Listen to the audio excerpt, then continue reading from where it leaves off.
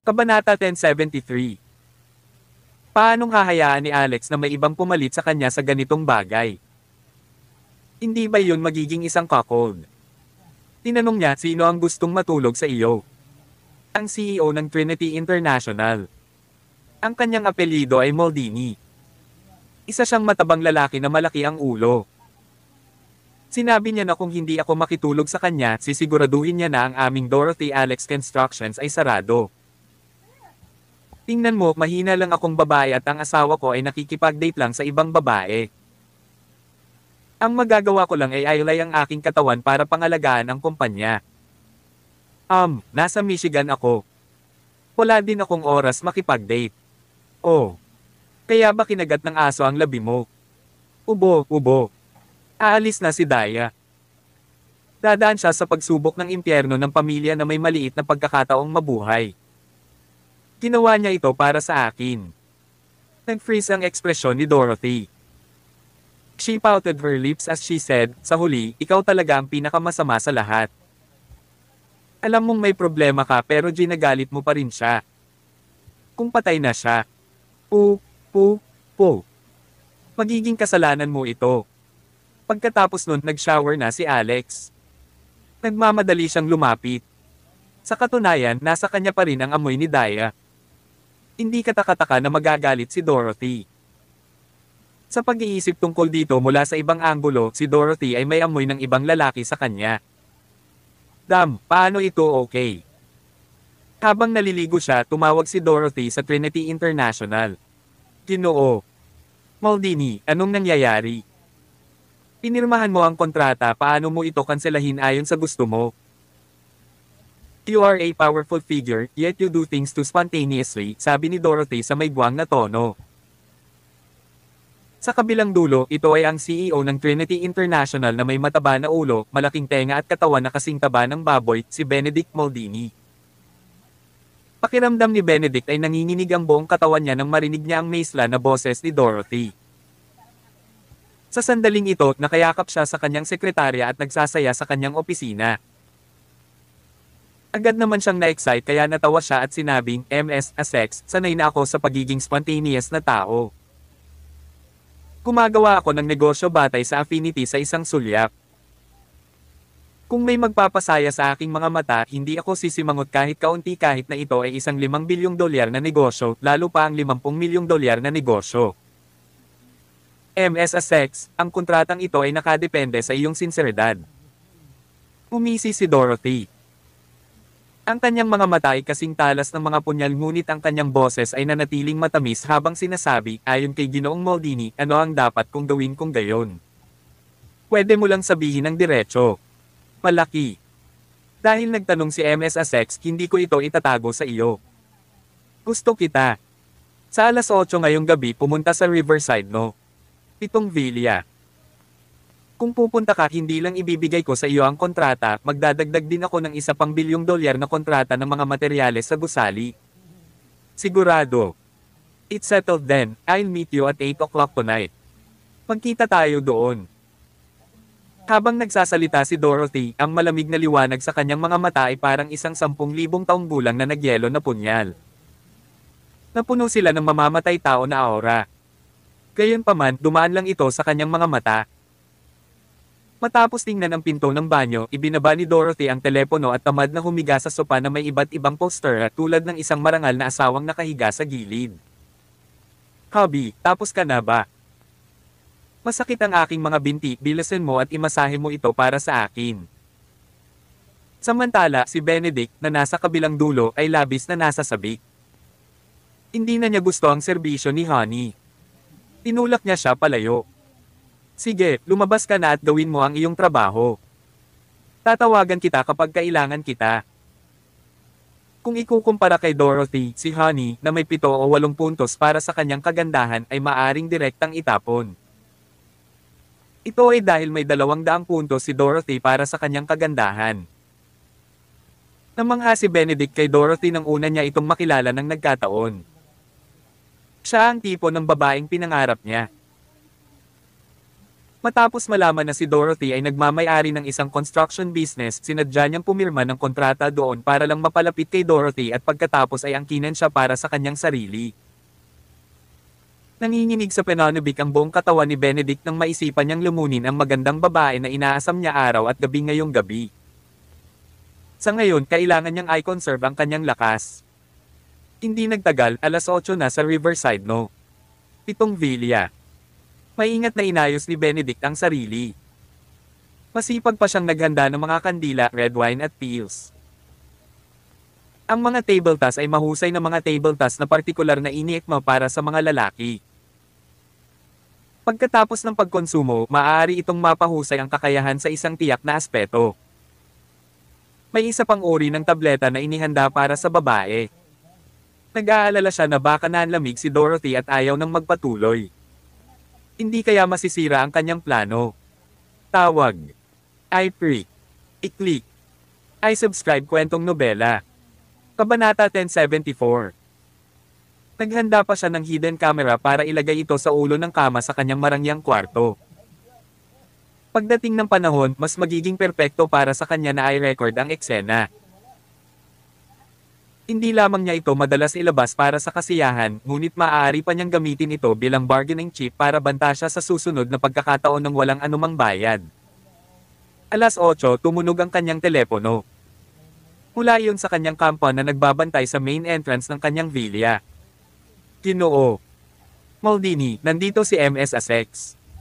Sige. Papasukin mo siya kaagad. Kung pupunta si Benedict sa balcony ng villa sa mga oras na ito, hindi lang si Dorothy ang makikita niya kundi pati na rin ang isa pang lalaki sa main entrance sa ibaba.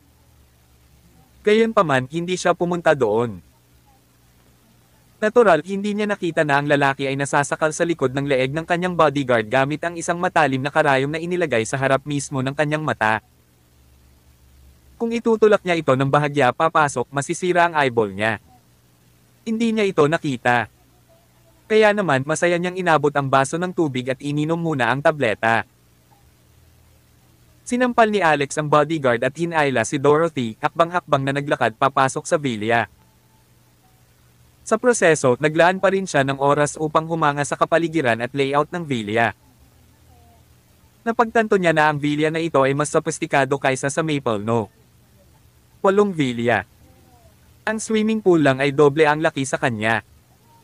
Mukhang mayaman itong si Maldini, sabi ni Alex. Kung ganoon ay humingi ka ng karagdagang kabayaran. Humingi ka ng 10 ulit ng kabayaran sa kanya. Ungol ni Alex. I came all the way from Michigan at napag-alitan pa ako ng asawa ko. Paano magiging sapat ang 10 beses na kabayaran? Tinatrato mo ba ako na parang pulubi? Kailangan ko ng kahit 100 beses pa. Oo naman. Kunin mo hanggat gusto mo. Tili. Pumukas ang mabigat at sopistikadong pinto sa villa. Magkahawak kamay silang dalawa habang naglalakad papasok. Medyo natulala pa si Benedict na sa una pa lang ay natulala nang makita talaga niya si Dorothy na humihila ng isang lalaki papasok. Tapos nagdilim ang ekspresyon ng mukha niya. Pakiramdam niya ay dinampot ng ibang lalaki ang kanyang babae. MS. Assex, sino siya? Ano ang ibig mong sabihin dito? Tanong ni Benedict na may malamig na ekspresyon. Siya ang aking dating asawa.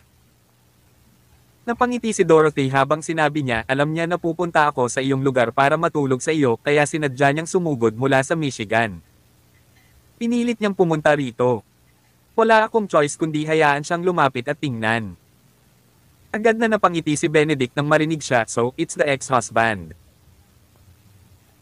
Since you're already not in a relationship with her, why do you care so much about her? Kung pipiliin ni MS Assex na pumunta sa aking lugar, ibig sabihin ay babae ko na siya. Ito ay wala sa iyong negosyo. Kung ikaw ay mataktika, magmadali at mawala. Kung hindi, walang magandang kahihinatnen. Matapos ang dalawang sulyap sa kanya ay agad na kumunot ang noo ni Alex. Sa isang sulyap, masasabi niyang ang lalaking ito ay nakainom ng gamot na sadyang ginawa para sa mga lalaki.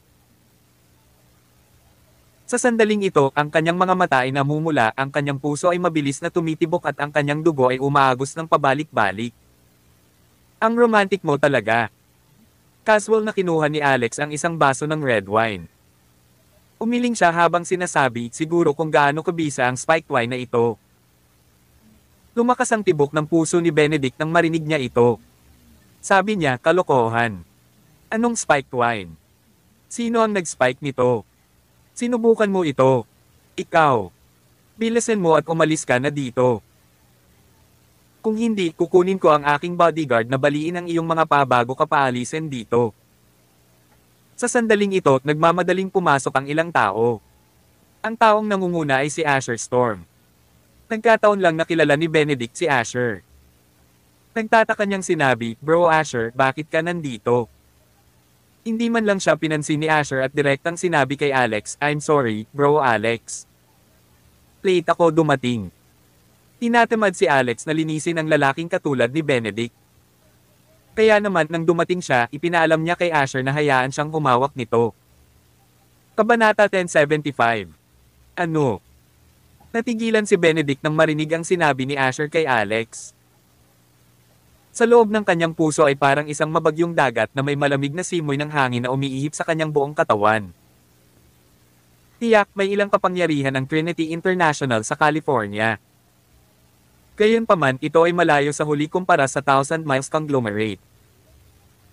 Dagdag pa, si Asher ay kilala na ngayon bilang bagong hari ng underworld ng South California.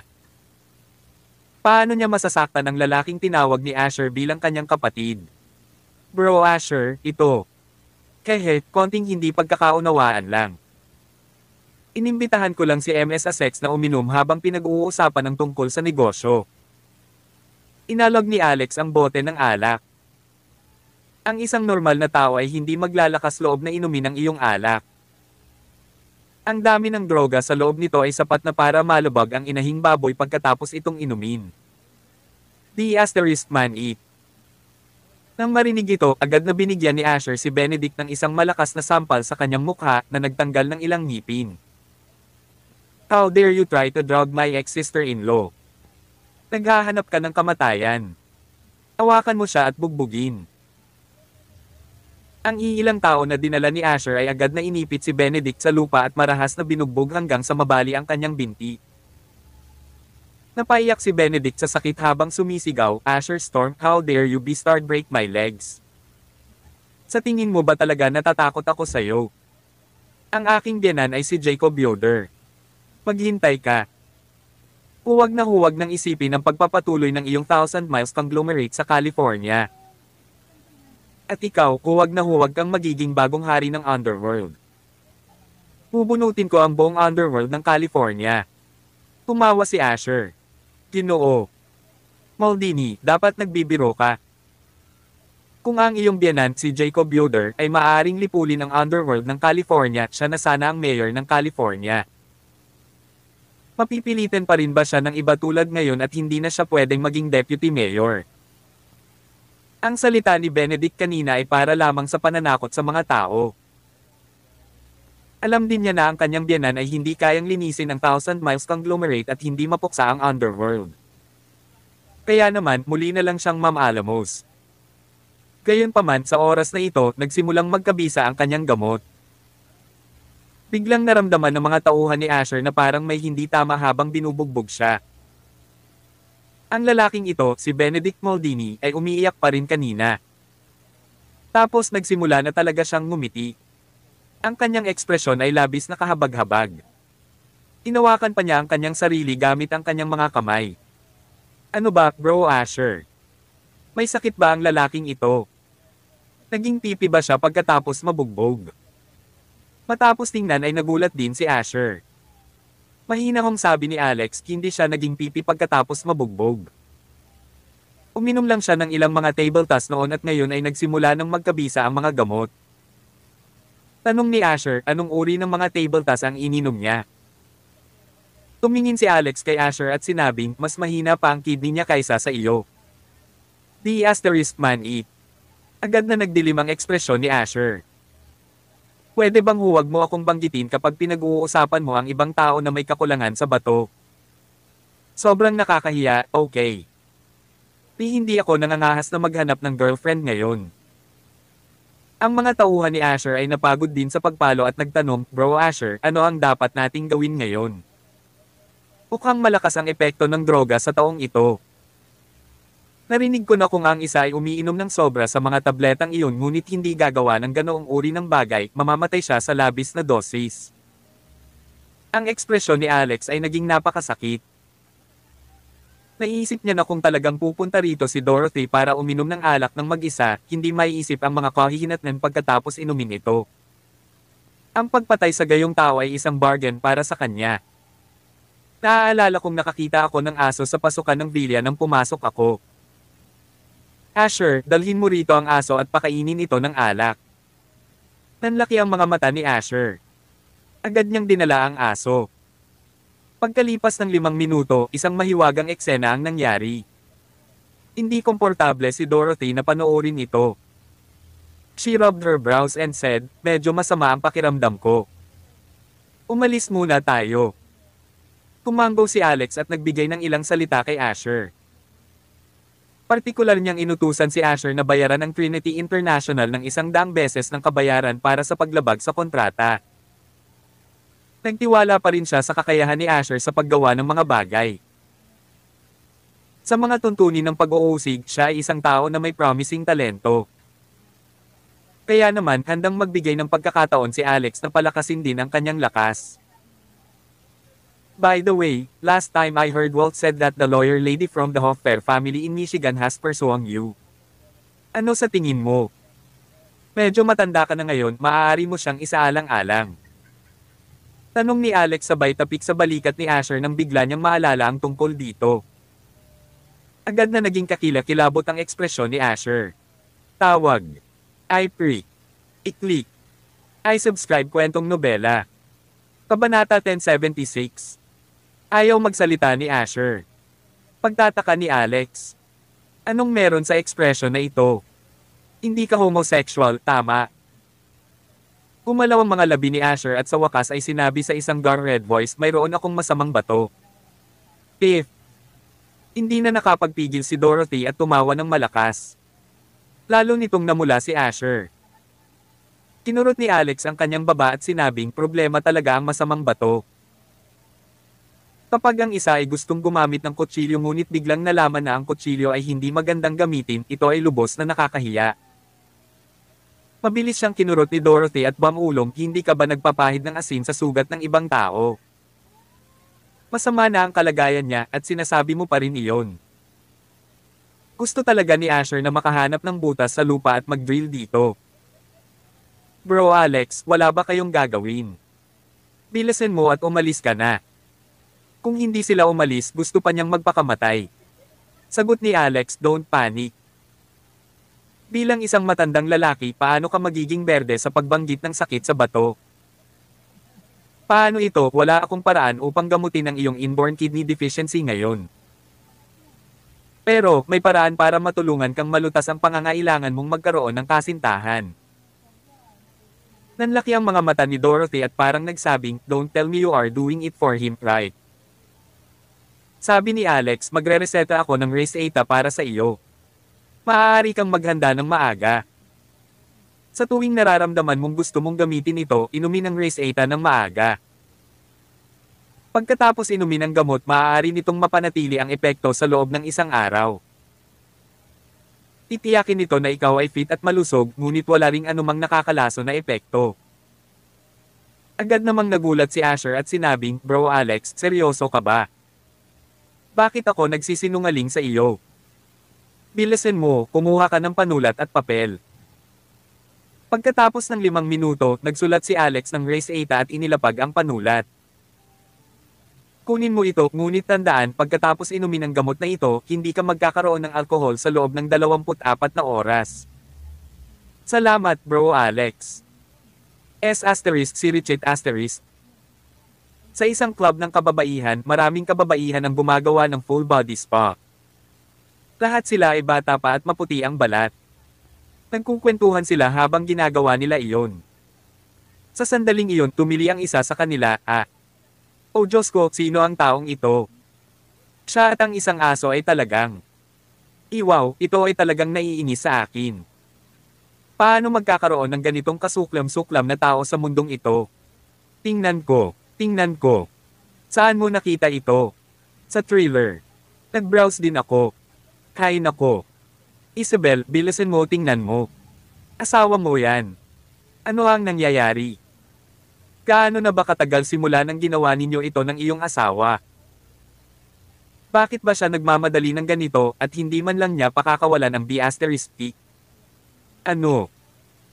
Isa sa mga babaeng nag-e-enjoy sa spa na nakapikit ay ang asawa ni Benedict Maldini na si Isabel Yoder. Agad siyang napatayo nang marinig iyon. She grabbed the phone and look, hindi ba ang tao ang kanyang asawa? Bukod dito, ang account na nag-upload ng video ay sa kanyang asawa. Sa tingin ko siya ay baliw. Sa sobrang galit ni Isabel ay muntik na siyang mawala ng malay. Mabilis niyang itinigil ang kanyang spa at nagmamadaling lumabas. Ang ilang maliliit na kapatid naman ay nagbubulungan at tumatawa ng mahina. Sa grupo ng magkakapatid, ang katayuan ni Isabel ang pinakamataas.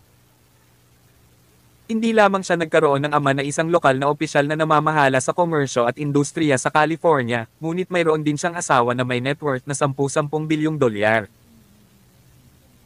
Sa mga pagtitipon sa normal na oras, lahat sila ay tumangala kay Isabel at sumunod sa kanyang pangunguna. Karaniwan siyang dominante at mayabang.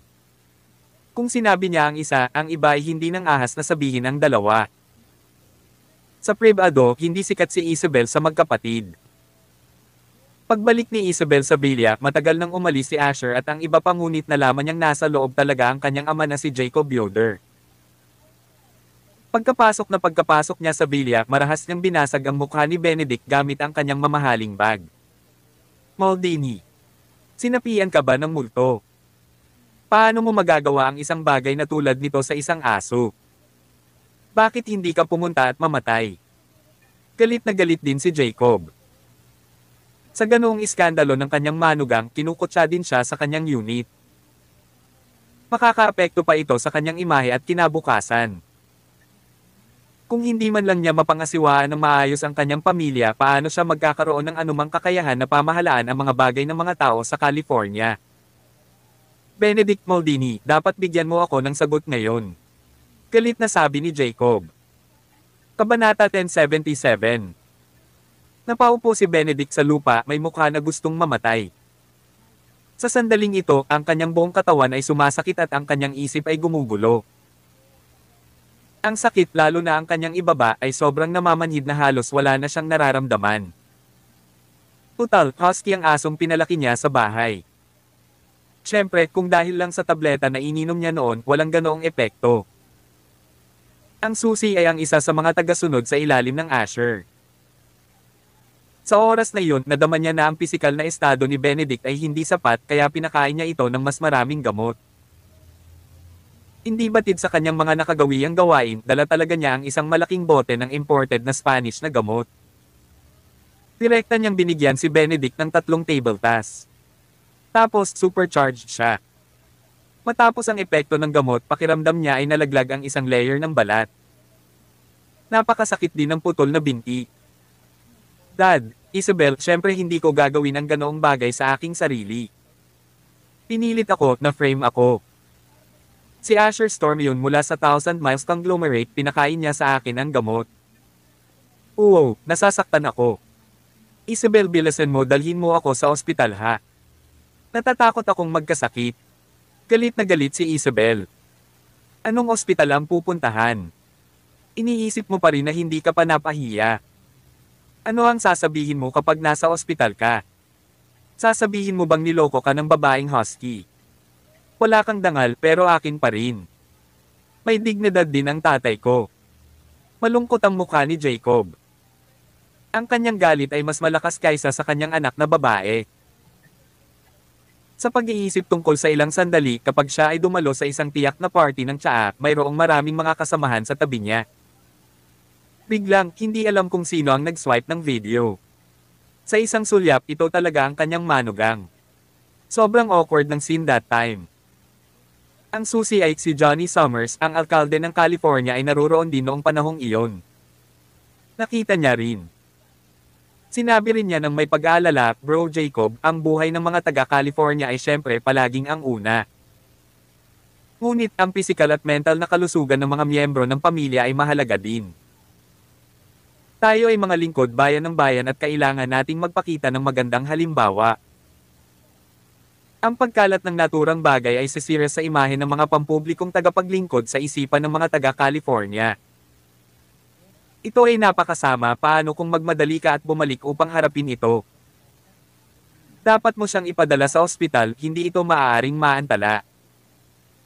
Pagkatapos umalis si Jacob sa tea party sa kalagitnaan sa ilalim ng kakaibang tingin ng maraming kasamahan. May nakita pa siyang ilang kalaban sa politika na may mapanuksong ngiti.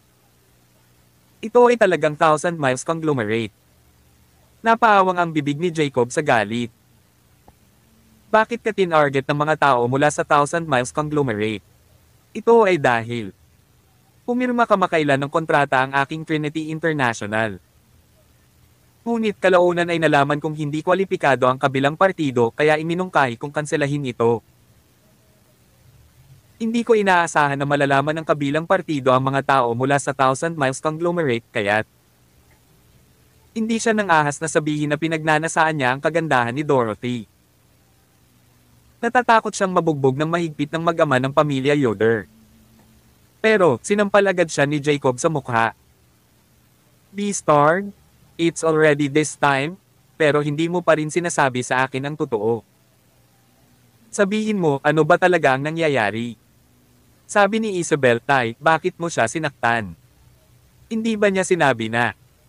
Malamig na tinitigan ni Jacob ang kanyang anak. Cam, parang naging pipi kapag katapos mag-beauty treatment buong araw. Tingnan mo itong mesa, may red wine, kandila, at rosas. Hindi mo ba nakikita? Dapat may kaugnayan ito sa mga babae. Hindi masyadong matalino si Isabel noong una. Sa pagkakataong ito, matapos ipaalala ng kanyang ama ay agad siyang natigilan.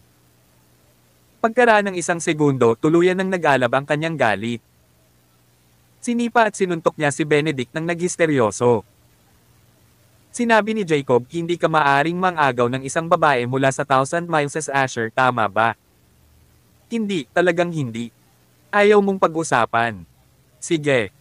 Kung ganoon, hindi rin kita matutulungan. Ako, si Jacob Yoder, ay maaari pa ring makilala ang mabuti at masama. Hindi ko na matitiis ang mga bagay na ginawa mo pagkatapos ay hahayaan kong makialam ang mga pulis. Nang sabihin ng pahayag na ito, nagulat si Benedict.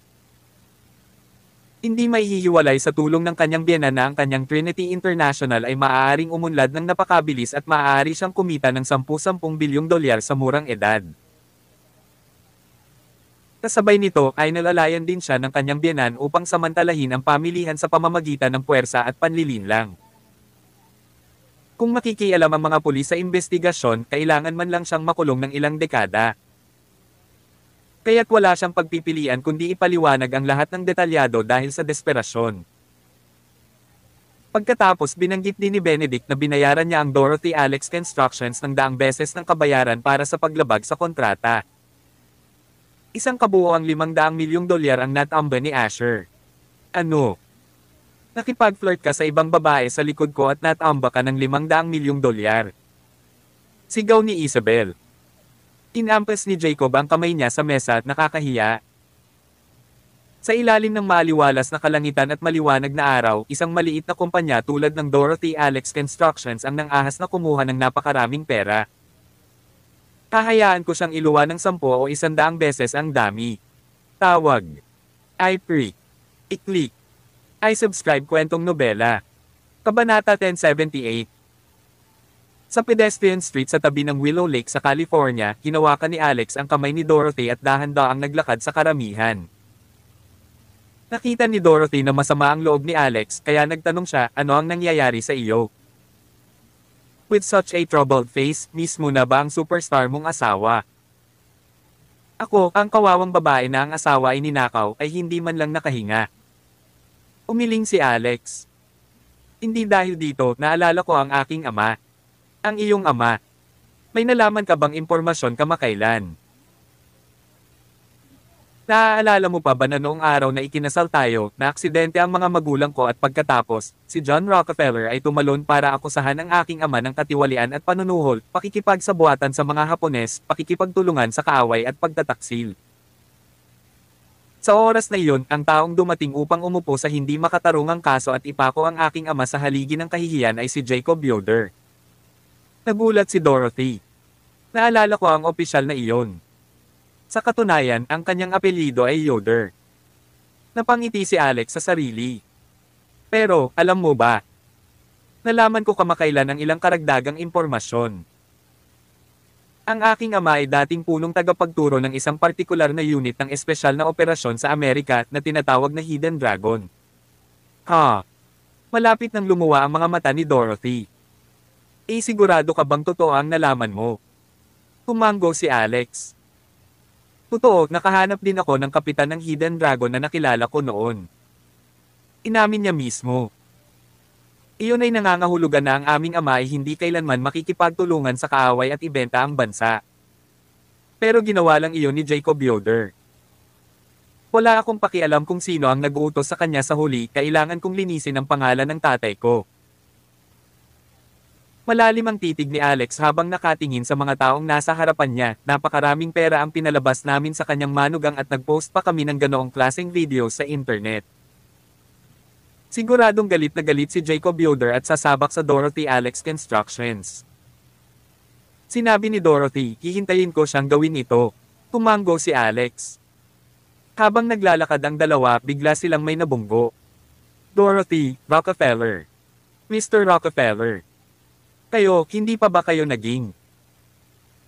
Sa hindi inaasahang pagkakataon, makakabangga pa rin nila si Sharpay sa pedestrian street sa sobrang gabi.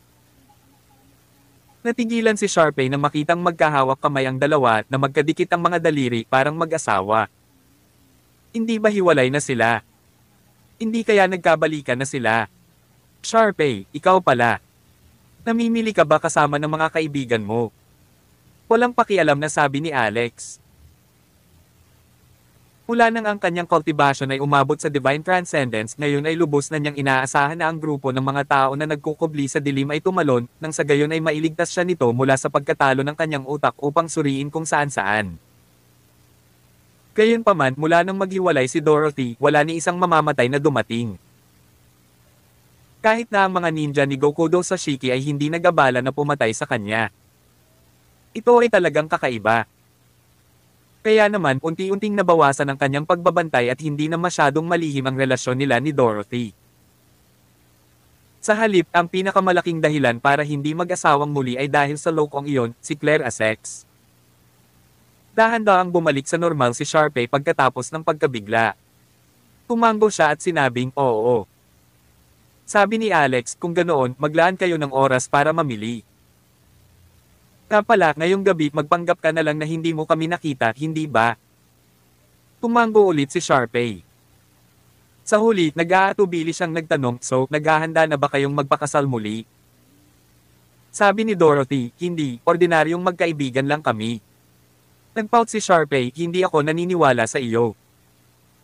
Alas 9 ng umaga sa susunod na araw, 100 ng opisyal na sasakyan ang dumaan sa Dorothy Alex Constructions.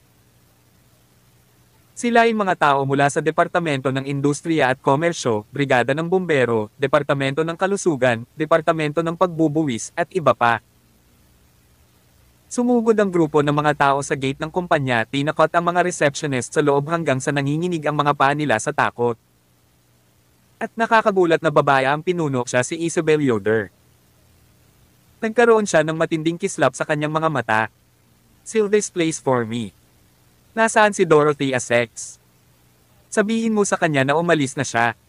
Kabanata 1079.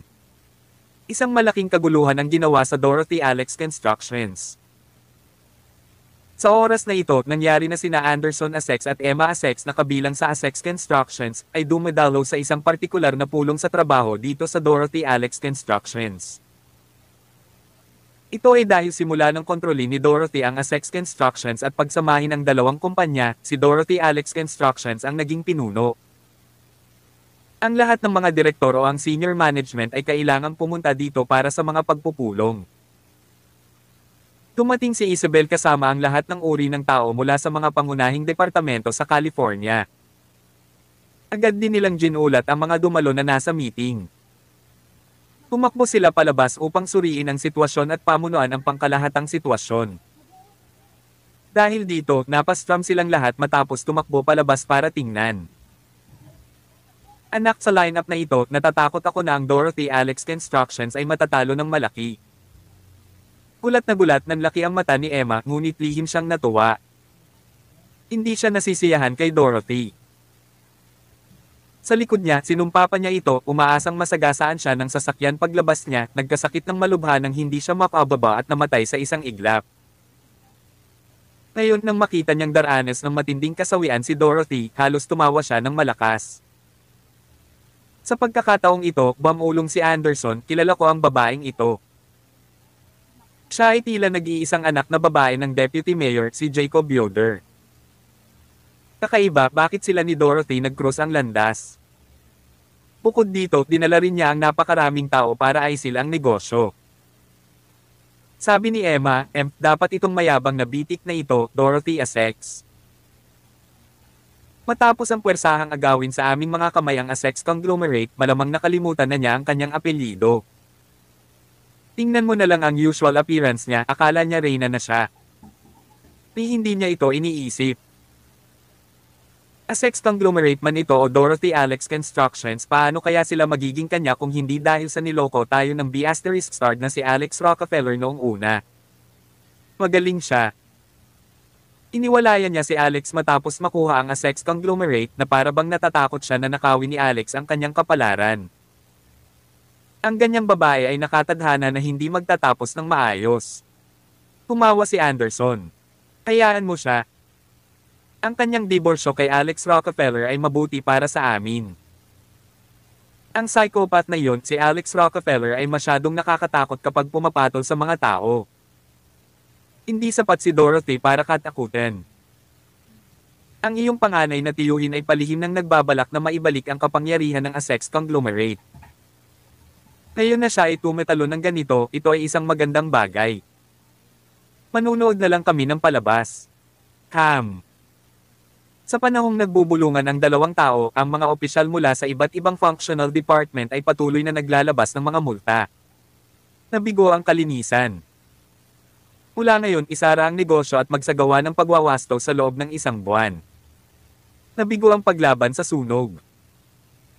Isara ang negosyo para sa pagwawasto hanggang sa pumasa ang iyong kumpanya sa inspection. May nagulat na gumawa ang iyong kumpanya ng mga maling account, gusto naming suriin ang mga account. Ang mga abiso na ito ay isinulat, nakatatak sa lugar at ipinaskil sa salamin na pinto. Inilabas din ng Departamento ng Industriya at Komersyo ang barikada tape at sinimulang isara ang pinto. Bilang karagdagan, ang mga taong naka-uniforme ay nagsimula ring itaboy ang mga kawani ng Dorothy Alex Constructions na hindi pinapayagan silang magtrabaho ng normal. Sa oras na ito, tumakbo ang isang babaeng nakasuot ng office suit, siya ang sekretarya ni Dorothy, si Christy. She sternly shouted, "Sigurado ka bang hindi ka nandito para magbiro? Hindi ka pa man lang nakapasok sa pinto pero nagdesisyon ka na ang aming kumpanya ay hindi kwalipikado para sa iba't ibang aspeto at naglabas ng lahat ng uri ng mga abiso sa pagsasara para sa pagwawasto. Sino ang nagbigay sa iyo ng karapatang gawin ito? Dapat mong malaman na kayo ay nakasuot ng iba't ibang uniforme na kumakatawan sa mga functional na departamento. Sa paggawa nito, hindi ka ba natatakot na ma-dismiss? Sino ka?" Lumapit si Isabel at malamig na tinitigan si Christy. "Ako ang secretary ni MS Essex, Chris." Smack. Bago pa niya matapos ang isang pangungusap ay sinampal ng malakas ni Isabel si Christy sa mukha. Ang malutong na tunog ng sampal ay naging sanhi ng panginginig ng maraming tao sa Dorothy Alex Constructions. "Sino ka para pumunta dito at sabihin sa amin kung ano ang gagawin? Sabi ko kailangan mong i-shutdown para sa rectification tapos kailangan mong i-shutdown para sa rectification. Ano naman? May opinyon ka ba?" Ang walang kapantay na kay-abangan at dominanteng aura ni Isabel ang nagtulak kay Christy na umatras ng sunod-sunod. Sa sandaling ito, isang malamig na boses ang umalangaw-ngaw. May opinyon ako. Nanggaling ang boses sa elevator. Napatingin ang mga tao doon. Ito ay ang CEO, Dorothy Essex. Nakasuot ng disenteng puting profesional na damit, lumakad siya ng mahaba at balingkinitan ang mga paa at lumabas mula sa entrance ng elevator. Kasunod niya ang isang binata sa likod. Nakahinga ng maluwag ang kabataan. Hawak-hawak pa rin niya ang isang kahon ng yogurt at iniinom ito ng may straw sa isang per. Sa tunog na lumabas, mahihinuha na umabot na sa ilalim ang yogurt pero hinihigop pa rin niya ito ng husto na para bang hindi niya kayang sayangin. Ang buong imahe ay ganap na nawasak ang aura ng hitsura ni Dorothy. Tawag. I-pre. I-click. I-subscribe kwentong nobela. Kabanata 1080. Siya ay walang iba kundi si Alex Rockefeller. Ha? Bakit nandito ang basurang Rockefeller? Hindi ba nakipaghiwalay na siya? Mahinang bulong ni Emma sa pagtataka na may gulat na ekspresyon. Natigilan din si Anderson at hindi namamalayang lumiit ang kanyang leeg. Natakot siya sa pambubugbog ni Alex. Bagamat mahina ang boses ni Emma, narinig ni Alex ang bawat salita sa kanyang tainga. Tumingon ito sa kanya at tumingin sa kanya. Ang sulyap na ito na nagdadala ng isang napakalakas ay maaaring agad na yumanig kay Emma na parang nahulog siya sa ice cellar. Isang lamig ang damaloy mula sa talampakan niya diretso sa kanyang utak. Ikaw ba si Dorothy Essex? Napatingin si Isabel kay Dorothy na naglalakad sa harapan niya na may masamang mukha. Habang nakatayo ang dalawa, kitang-kita ang pagkakaiba sa sandaling iyon. Hindi lamang kalahating ulo ni Dorothy ang mas matangkad sa kanya, ngunit nalampasan pa niya ito anuman ang mga tampok ng mukha, figura at ugali na naging dahilan upang magmukha siyang isang pangit na pato sa pamamagitan ng pagtayo sa gilid. Dahil dito napuno ng hindi mapigil ang inggit, selos at poot si Isabel sa kanyang puso. Gaano man karaming mga pampaganda ang kanyang ginamit o kung gaano karaming mga spa ang kanyang ginawa, hindi siya maikukumpara sa likas na kagandahan ni Dorothy. Hindi katakataka na ang kanyang asawang si Benedict Maldini ay nagnasa sa kanya. Sabi ni Dorothy, tama, ako si Dorothy Essex. Sino ka? Ipakita ang iyong mga credential at hayaan mo akong makita kung kwalipikado ka upang diktahan ako dito. Galit na galit si Isabel sa sinabi ni Dorothy. Itinaas niya ang kanyang baba at sinabing, Yoder ang apelyido ko, kwalifikasyon ko iyon. Sa isang mahinang ipinanganak na babae na tulad mo, ako ay isang pag-iral na hindi mo kayang buluhin, huwag mag-isa upang masaktan. Hindi ka ba umaasa sa iyong kagandahan, nagbebenta nito sa mga lalaki at umaasa sa kanilang kawang-gawa upang umupo sa posisyon na ito ng CEO? Sa huli, laruan ka lang ng mga lalaki. How dare a bitik like you blackmail my husband? Saan ka nakakuha ng lakas ng loob para gawin yon? Ang mga salita ni Isabel ay hindi kasiya siyang pakinggan at masama. Maraming tao sa eksena ang tumingin kay Dorothy sa mga mata na puno ng paghamak pati na rin ang masamang intensyon ng mga pantasya. Lalo na si Emma at ang kanyang ama ay malapit nang humagalpak sa tawa sa kanilang mga puso. Smack! Sa sandaling ito, isang malakas na sampal ang tumama sa mukha ni Isabel. Nagulat ang mga tao. Si Dorothy mismo ang gumawa ng aksyon. Gamit ang sampal na ito, umikot siya ng pabilog sa pwesto at ibinuka ang kanyang bibig para lumabas ang tatlong ngipin. Hawak niya sa kamay ang tatlong malalaking ngipin, namumula ang mukha at namamaga.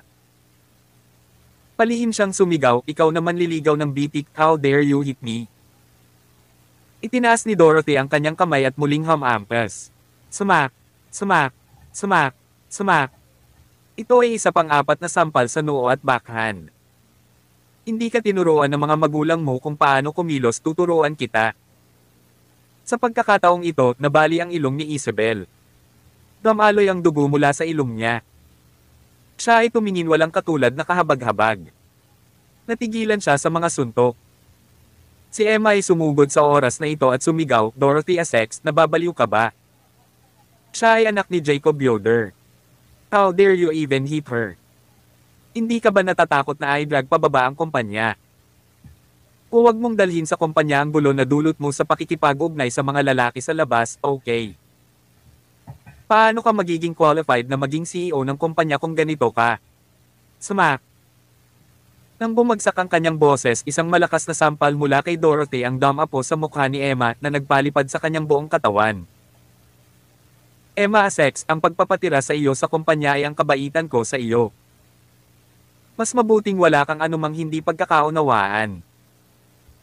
Essex conglomerate man ito o Dorothy Alex Constructions, lahat sila ay nasa ilalim ng ganap na kontrol ko, si Dorothy Essex.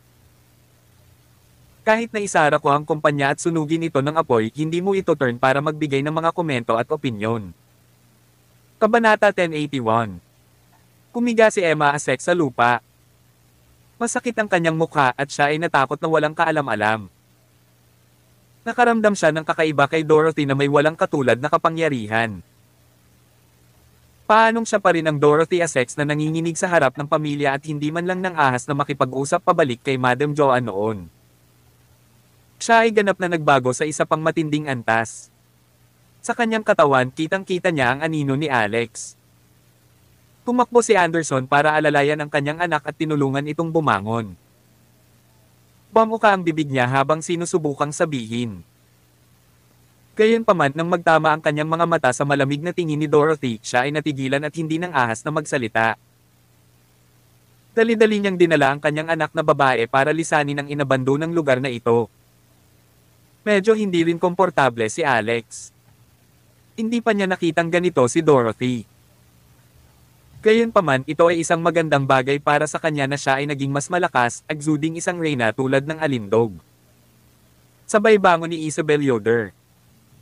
Matagal na siyang lumampas sa yugto ng galit at halos wala na sa kanyang isip.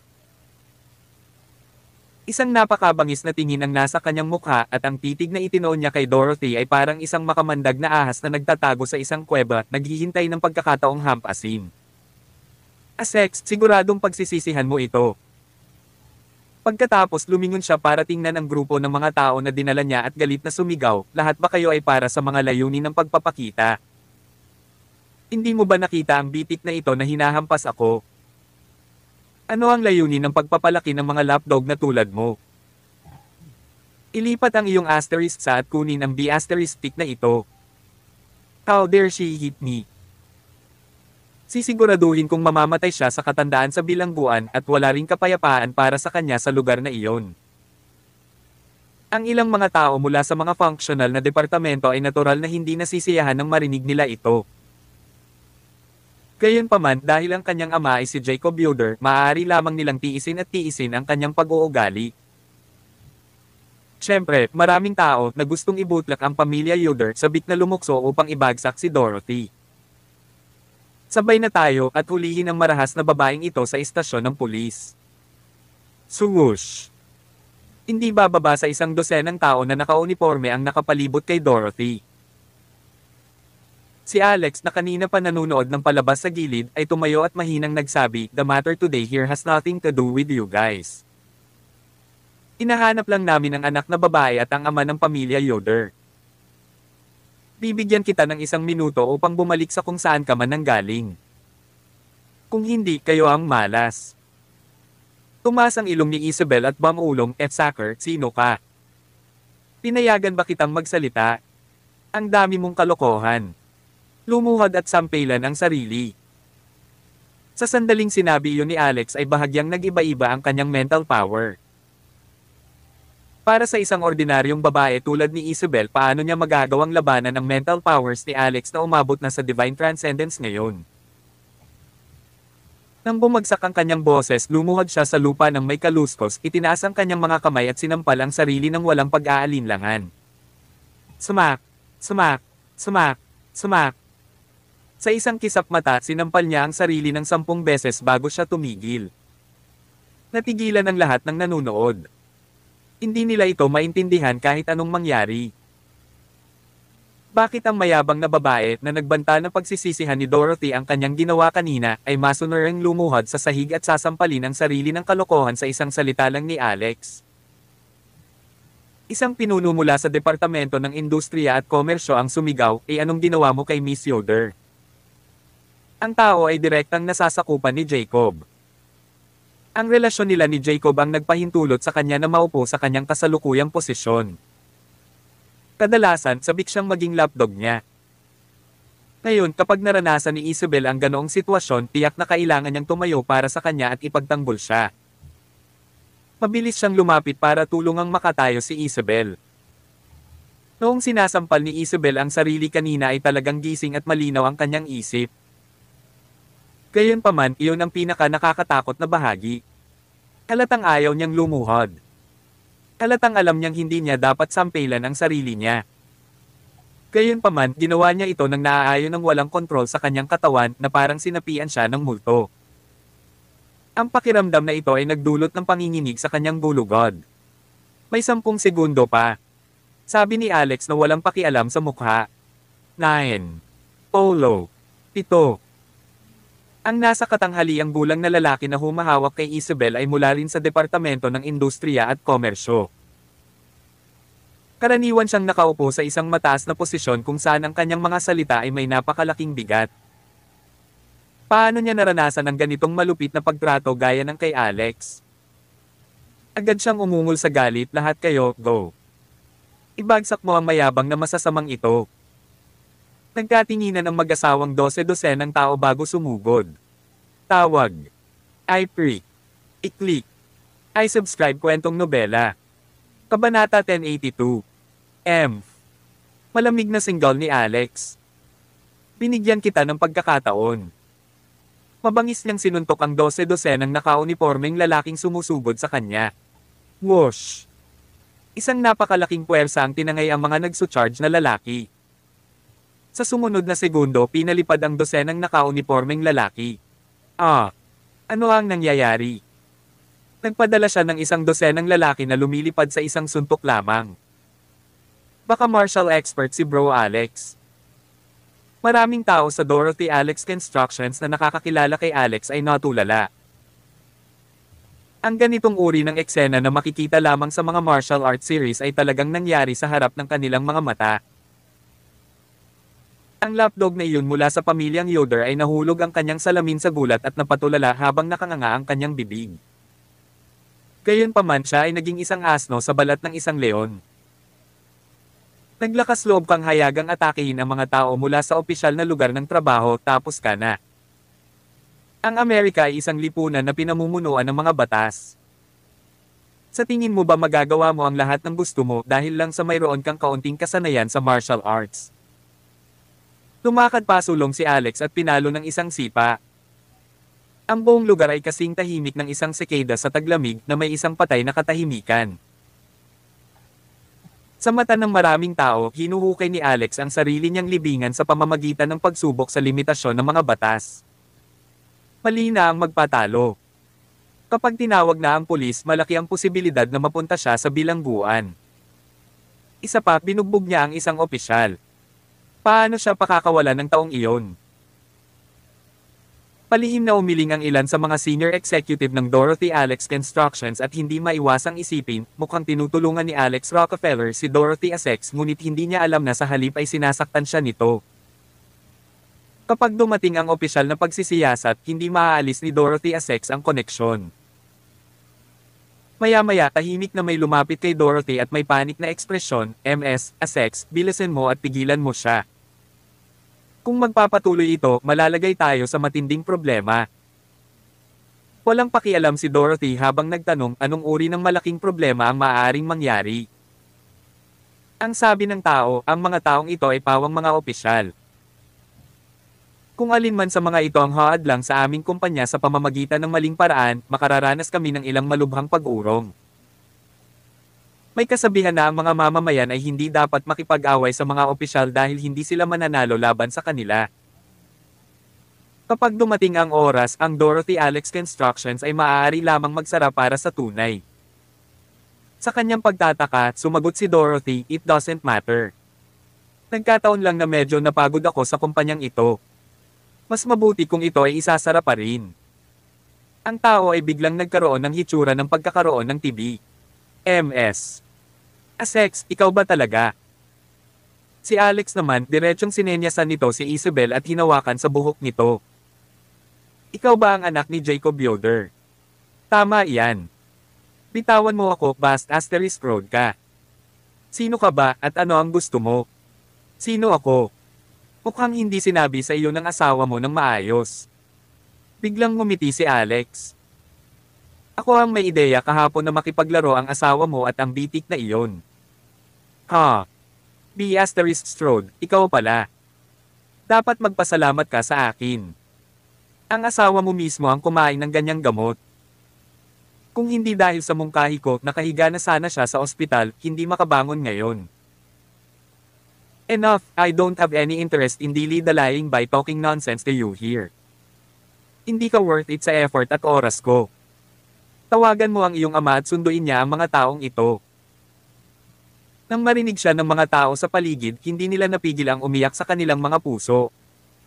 Sino sa lupa ang taong ito?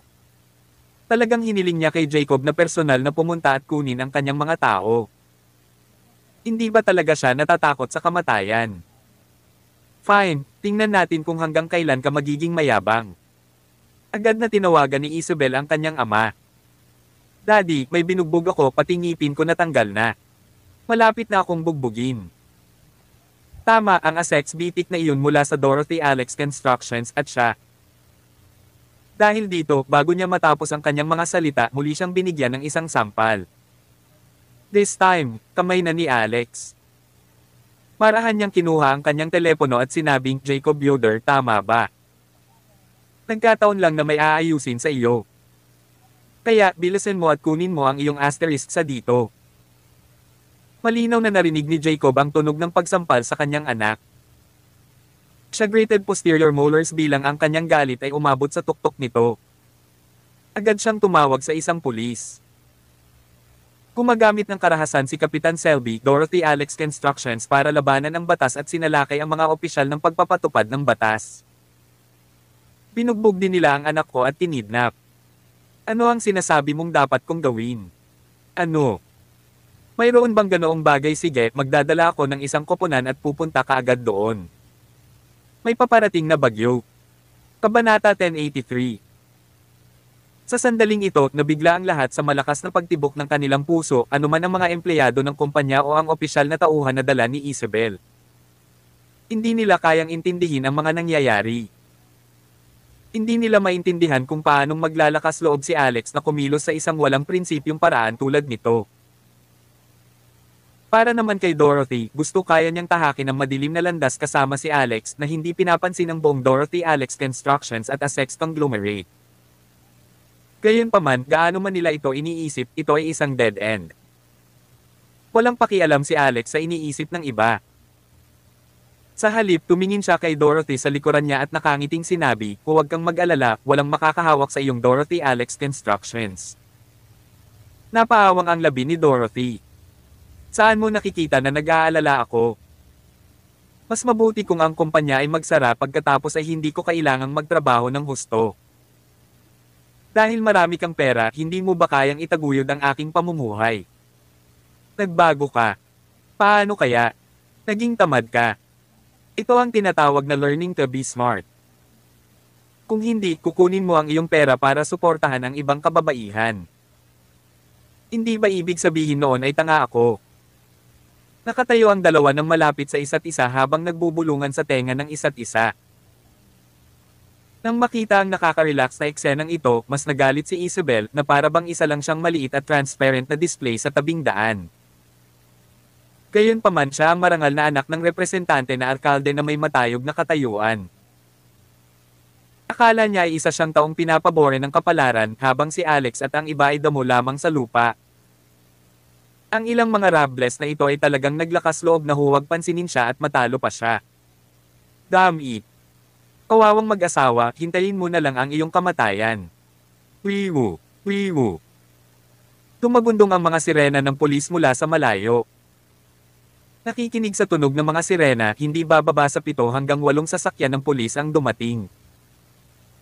Nang marinig ni Isabel ang tunog ay agad niyang nabawi ang kanyang kumpiyansa. Tumawa agad siya ng malakas habang nakatingin sa gilid ni Alex. Sinabi niya sa isang malamig, mabangis na boses, naririnig mo ba iyon? Iyan ang tunog ng mga sirena ng pulis. Ito rin ang death knell para sa isang B*Strode na katulad mo. Ang lakas ng loob mong saktan ako, Isabel Yoder, dapat handa kang mamatay. Umangat ang gilid ng labi ni Alex. Sigurado ka bang may iligtas ka ng mga pulis? Galit na sabi ni Isabel, bakit hindi pwede? Naglakas loob ka pa bang harapin ang mga pulis? Sige, pagdating ng mga pulis mamaya kung kaya mo pang tumayo dyan ng hindi nasaktan pagkatapos ng lahat, ako, si Isabel Yoder, ang kukuha ng sarili kong ulo para gamitin mong urinal. Sabi ni Alex, ang hardcore mo talaga. Ngunit para ma-verify ang iyong mga salita, may ipapakita ako sa iyo na mas mahusay. Tingnan natin kung sino ang makakapagligtas sa iyo sa huli. Pagkasabi niyon ay agad niya itong hinawakan at tumakbo patungo sa hagdan. Anong kalokohan ang ginagawa mo? Bitawan mo ako, B***strode ka. Ang gusali ng Dorothy Alex Construction ay 7 palapag sa kabuuan. Diretsong dinala ni Alex si Isabel sa pinakataas na palapag. Nagkataong may kawit na bakal na nakasabit sa bubong. Pinunit ni Alex ang damit ni Isabel at binilog agad ang mga kamay nito. Pagkatapos isinabit siya sa nasabing kawit. Sa ngayon si Isabel ay nakabitin sa labas ng ika-8 palapag habang ang magkabilang paa ay nakabitin sa hangin.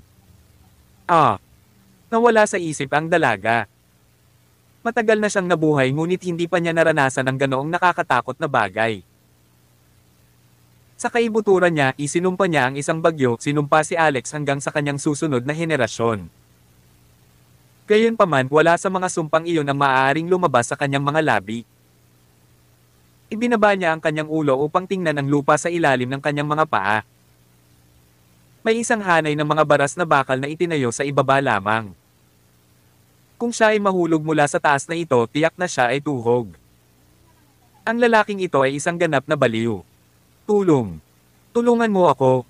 Hoy ikaw. Ibaba mo ako.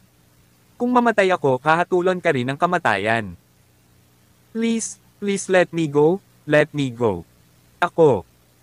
Nagkamali ako, hindi ko nauulitin. Umindayog ang katawan ni Isabel sa labas ng 8 palapag nang umihip ang hangin at mukhang hindi rin masyadong malakas ang kawit na bakal na nakasabit sa kanya. Agad na natakot si Isabel sa kanyang talino. Paano pa rin siya mag-aatubili na aminin ang kanyang pagkakamali sa puntong ito? Ang kanyang ibabang bahagi ay biglang uminit at isang bakas ng ihi ang tumagas. Napatras ito at tumulo sa lupa sa ibaba. Hindi ba huli na ang lahat para humingi ng awa ngayon? Ang ganda ng scenery dito, you should stay a little longer. Dapat mong ipagdasal na ang iyong damit ay sapat na malakas. Umiti si Alex saka tinapik ang walang saplot ni Isabel. Dahil dito, lalo pang umindayog ang kanyang katawan sa hangin. Sa sobrang takot niya ay nagsimula siyang sumigaw at humagulgol ng malakas. Tawag. I pray. I-click. I subscribe kwentong nobela. Kabanata 1084. Nang makita ng lahat ng nasa ibaba ang eksenang ito, sila ay tulala. Hindi sila makapaniwala sa kanilang mga mata. Demonyo ba itong si Alex Rockefeller? At hindi kalayuan doon, napanood din nina Anderson at Emma ang parehong eksena. Paanong namiss ng mag-ama ang ganoong kalaking palabas? Nagtago na lang sila para makita kung gaano kalungkot sina Alex at Dorothy sa oras. Gayunpaman nang makakita sila ng ganoong eksena, hindi nila napigil ang tumawa ng malakas. Itong basurang Rockefeller, baliw talaga. Gumagawa ng kalokohang bagay sa harap ng napakaraming tao, ginugulo lang niya ang gobyerno. Sabi ni Anderson. Inaplos ni Emma ang masakit na mukha at nginisyan, nariyan ang kasabihang yung gustong sirain ng Diyos, inaalis muna niya ang katwiran. Kung hindi niya hinukay ang sarili niyang libingan, paano pa siya mamamatay? Akala ko noon ay baliw siya, ngunit hindi ko inaasahan na magiging mas baliw siya ngayon. Sabi ni Anderson. Pagkasabi pa lang niya ay bigla niyang nakita si Alex na tumalon mula sa rooftop sa 8th floor. Ano? Sigaw niya at nagmamadaling kinusot ang mga mata, iniisip kong mali ba ang nakita niya. Gayunpaman si Emma sa tabi niya ay nanlaki rin ang mga mata. Dad, mali ba ang nakita ko? Tumalon talaga ang lokong iyon sa building. Nakita mo rin. Bilis, kailangan nating magmadali at tingnan kung patay na siya. Halatang hindi patay si Alex. Tinatamad lang siyang umakyat sa hagdan at iyon ang dahilan kung bakit siya tumalon pababa. Hindi magiging problema para sa kanya ang direktang tumalon pababa sa una. Gayunpaman, ilang beses na humawak si Alex sa entablado ng gusali habang siya ay tumalon pababa upang hindi masyadong mabigla. Sa ganitong paraan, iisipin na lang ng iba na siya ay mas matapang at may mas mahusay na kakayahan. Ang mga ganitong uri ng aksyon ay madaling magawa ng maraming mga hari ng digmaan at iba pa pagkatapos ng lahat. Pagdating pa lang niya sa unang palapag ay dumating na ang mga pulis. Ito ay hindi lamang 7 o 8, ngunit isang kabuoang 10 sasakyan ng pulisya ang dumating. Ang nanguna sa koponan ay ang kapitan ng brigada ng California para sa espesyal na operasyon, si Craig Selby. Ito ay dahil sinabi ni Jacob Yoder sa telepono na ito ay partikular na seryoso. Hindi lamang nilabanan ng Dorothy Alex Construction ang batas sa pamamagitan ng paggamit ng karahasan at nasugatan ng 12 ng tao mula sa iba't ibang ahensyang nagpapatupad ng batas sa California, ngunit inagaw din nila ang mga ito na ang bilang ay lampas sa 50 tao. Hindi ba ito isang seryosong bagay? Ito ay isang napakalaking kaso. Natural na itinuturing ni Craig na ang kasong ito ay may mataas na kahalagahan. Dinala niya halos lahat ng elite sa team niya. Bukod dito, lahat sila ay armado hanggang sa ngipin. Whoosh! 12 ng mga espesyal na brigada na may mga live na bala ang lumabas sa kotse. Ang mga nanunood sa entrance ng Dorothy Alex Constructions ay biglang nagkalat at umiwas sa kanila. Sa lalong madaling panahon, tanging sina Alex at Dorothy ang naiwan sa pasukan at sila ay ganap na napapaligiran ng espesyal na brigada. Sa kabilang banda, pinagmamasdan sila ng mga umatras sa malayo, ang ilan ay bumantong hininga. Ang ilan ay naawa sa kanila. May ilang nakiramay sa kanila. Natuwa rin ang ilan sa kanilang kasawian, lalo na ang mga opisyal na sumama kay Isabel Yoder. Lahat sila ay lubos na nagnanais na ang mag-asawa ay barilin hanggang sa mamatay sa mismong lugar. Iyon ang magiging pinakamagandang resulta na mangyayari. Tulong. Tulungan mo ako. Ang boses ni Isabel ay nanggaling sa itaas ng ika-8 palapag. Nang tumangala si Craig ay nagulat siya. Sa oras na ito, sa wakas ay dumating si Jacob. Nang makita niya ang kanyang anak na babae sa ika-8 palapag, sumigaw siya kagad, "Isabel, Isabel." Ha? Sino yun? Sino ang nagbitay sa aking anak sa ganoong uri ng lugar? Isa itong tangkang pagpatay. Ito ay isang pagtatangkang pagpatay. Craig Selby, inuutusan kitang hulihin kaagad ang salarin at iligtas ang aking anak na babae. Kung maglakas loob silang lumaban, patayin sila ng walang awa. Tumanggo si Craig na may tame time na ekspresyon sa kanyang mukha. Maya-maya, lumingon siya kay Alex at Dorothy. Pagtingin niya ng malapitan, natigilan siya. Sa sumunod na sandali, mabilis siyang tumakbo at binigyan si Alex ng saludo na may nasasabik na ekspresyon sa kanyang mukha. Kumusta, Chief Rockefeller? Ako, si Craig Selby mula sa espesyal na brigada ng California, ay nag-uulat sa iyo. Sa sandaling iyon, hindi mabilang na mga tao ang natigilan. Lalong nagsikip ang mga estudyante ni Jacob. Pagtingin niya kay Alex, bigla niyang naalala kung sino siya. Kabanata 1085. Ano? Ano ang nangyayari? Ang kapitan ng Special Brigade ay talagang nagpapakita ng labis na paggalang kay Alex Rockefeller at tinawag pa siyang puno. Anong uri ng pinuno si Alex Rockefeller? Hindi ko alam. Hindi kaya miyembro na rin siya ng Special Brigade ngayon. Ang paraan kung paano siya tumalon pababa mula sa ika-8 palapag ngayon lang ay talagang parang mayroon siyang diwa ng hari ng digmaan, ngunit bakit parang napakahiwaga nito? Maraming tao mula sa Dorothy Alex Construction ang nakakakilala kay Alex. Hindi pa nagtagal bago nagdiborsyo sina Alex at Dorothy, personal na dinala ng kanyang nakababatang kapatid na babae, si Beatrice, si Felix Shepard mula sa Pegasus International para mag-propose sa publiko kay Dorothy. Sino ang hindi nakakaalam tungkol sa mahusay na pangalan ni Alex sa lahat ng mga alingaungaw na lumulutang sa paligid ng kumpanya?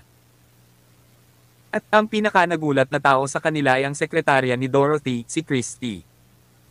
Mas alam ni Christy si Alex kaysa sa iba.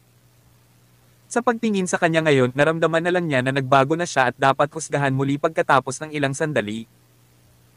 Si Richard *. Gayunpaman, bahagyang nagulat si Alex nang tumingin siya kay Craig Selby na nakatayo sa kanyang harapan.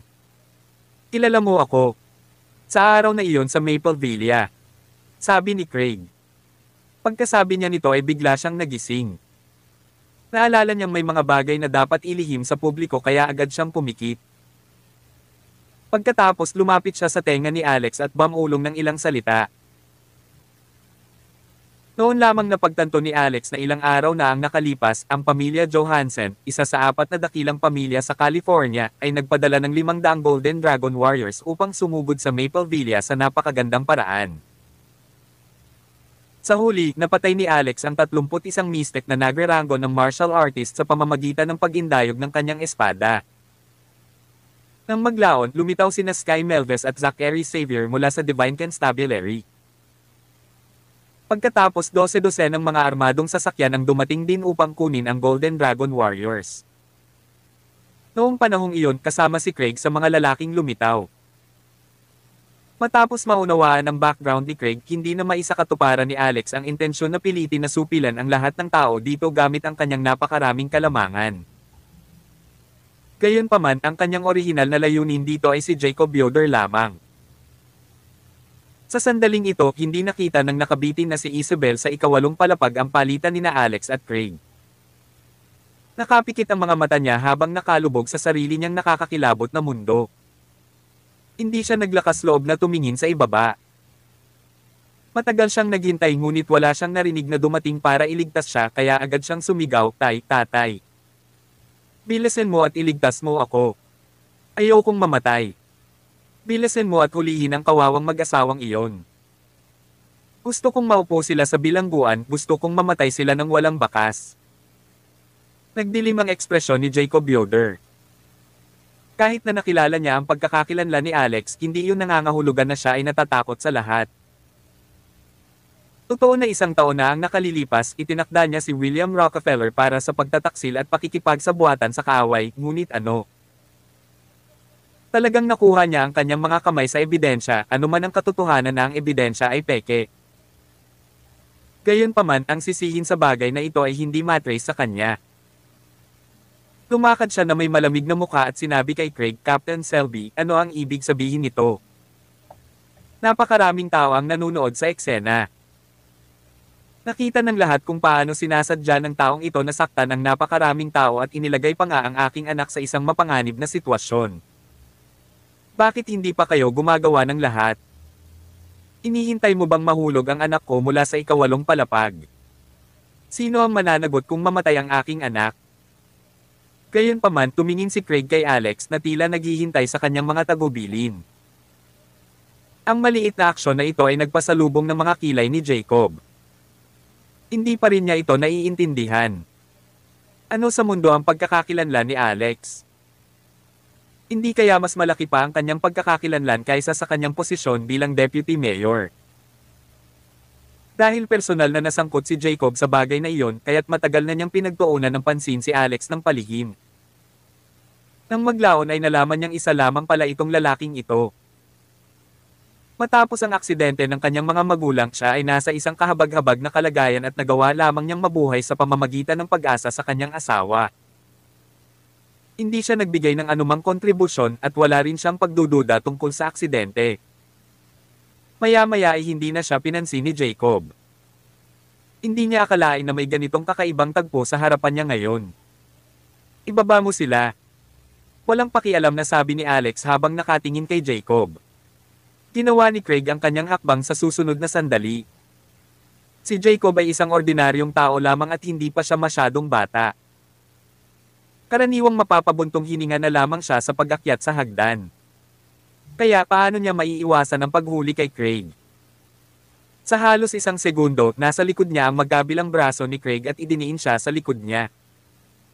"Craig Selby, nagre-rebel ka ba? Alam mo ba ang ginagawa mo? Ayaw mo na ba sa trabaho mo?" Ang pansamantalang pagtalikod na ito ay nagpagulo sa ilang taong nanunood. Tawag.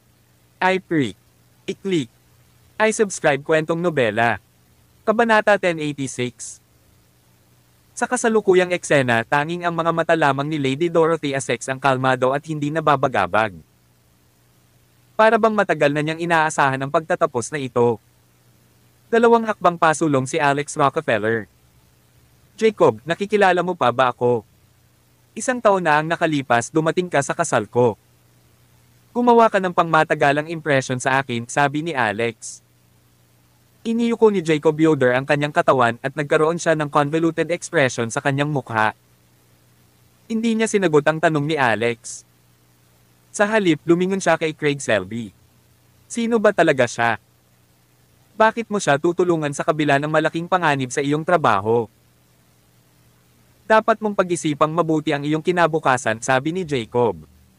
Umiling si Craig. Ginoo. Ang pagkakakilanlan ni Rockefeller ay lihim, sabi niya. Kumalaklak si Alex. Jacob, sino ba talaga ang nagtatangkang magrebelde dito? Ang iyong anak na babae na walang opisyal na posisyon sa organisasyon ay talagang nagawang pamunuan ang 5 pangunahing departamento, kabilang ang komersyo, kalusugan, paglaban sa sunog, at pagbubuwis. Sa katunayan, ang organisasyon ay isinara para sa pagwawasto ng walang tamang inspeksyon. Iniisip ko kung sino ang nagbigay sa kanya ng ganoong kapangyarihan. Tanong ni Alex. Nagulat si Jacob. Siyempre siya ang nag-utos sa 5 departamento na sakupin ng Dorothy Alex Constructions, ngunit hindi niya pinahintulutan ang kanyang anak na babae na pumalit sa utos. Pupunta lang sana siya at pagmasdan ang nangyari. Kung ganoon talagang may gagamitin si Alex laban kay Jacob. Itong pipang babae, naisip ni Jacob. Gayunpaman. Wala akong pakialam sa sasabihin mo. Sinaktan mo ang mga tauhan at ang aking anak na babae. Ibinitin mo pa ang anak ko sa 8 palapag sa ganoong klaseng lugar. Ginagawa ka nitong isang kriminal na may layuning gumawa ng pagpatay. Ano man ang iyong katayuan, hindi ka mapapatawad. Bilisin mo, palayain mo ang anak ko. Sigaw ni Jacob. Huwag na lang bitinin siya doon. Kahit napatayin ko siya doon at pagkatapos hindi ko kailangang managot para dito. Maniniwala ka ba? Walang pakialam na sagot ni Alex. Ikaw, para sa kaligtasan ng kanyang anak, walang pagpipilian si Jacob kundi ang sumuko. Sinulyapan ni Alex si Jacob bago bumaling kay Craig. Pumunta ka at palayain ang babaeng iyon. Pagkasabi pa lang ni Alex nito ay may tumakbo sa itaas ng brigada. Ginoo. Rockefeller, arestuhin ko ang lahat ng mga taong ito at magkakaroon ng mahigpit na interogasyon sa kanila. Aalamin ko mismo kung sino ang nag-abuso sa kanilang mga kapangyarihan na nagkunwaring naglilingkod sa publiko ngunit aktwal na naglilingkod sa kanilang sarili at kung sino ang lumabag sa mga patakaran. Ipinapangako ko na walang sino man ang maaaring yumuko sa batas sa kanilang sariling kalooban, sabi ni Craig. Ikinaway ni Alex ang kanyang kamay. Gusto kong magsagawa ng joint trial dito. Bulalas niya. Ha? Natigilan si Craig. Ang mga pinagsamang pagsubok ay karaniwang ginaganap sa silid ng hukuman. Wala pa siyang narinig na may hawak sa pinangyarihan ng krimen. Gayunpaman, noong sinaunang panahon, ang pangunguna ng mga sitwasyong tulad nito ay nagbigay daan para sa kaginhawahan ng paglutas ng mga kaso at pagpapalam sa publiko. Sa totoo lang, ginagawa ito ni Alex para maibalik ang dignidad ng kanyang ama. Dinala ni William Rockefeller ang kahihiyan ng pagtataksil sa bansa sa loob ng 1 taon. Oras na para linisin ang kanyang pangalan. Si Richard Asterisk. Hindi nagtagal, nagdala ng mga mesa at upuan ang mga security guard mula sa Dorothy Alex Constructions. Ang kasalukuyang batch ng mga security guard ay nakilalang lahat si Alex. Ngayon, matapos masaksihan ang kanyang kapangyarihan at ang takot sa likod nito, bawat isa sa kanila ay nagulat at labis na natuwa. Ang paraan ng pagtawag nila sa kanya bilang kapatid na Rockefeller ay tila mas masigasig. Sa katunayan, itinakda pa nila ang buong lugar na gayahin ang paraan ng pagdaraos ng mga pagsubok noong sinaunang panahon. Samantala, nalilito pa rin si Isabel Yoder na kakaligtas lang ng mga miyembro ng brigada sa kanyang kasalukuyang sitwasyon. Naisip niya na wala siyang dapat ipag-alala sa mga miyembro ng brigada sa paligid. Kaya naman, sumugod siya at inabot para sampilan si Alex. Sa huli. Wham! Nang makita ni Craig kung ano ang gusto niyang gawin, isang malakas na sampal ang ibinato niya sa mukha niya. Nagulat si Isabel. Ikaw. Bakit mo ako sinaktan? Hindi mo ba alam kung sino ako? Walang imak ang lahat. Hindi talaga alam ng babaeng ito kung ano ang nangyayari. Sinusubukan mo bang patayin si Mr. Rockefeller? Lumuhod. Malamig na sigaw ni Craig. Agad namang lumapit ang dalawang miyembro ng team para pilitin si Isabel na lumuhod.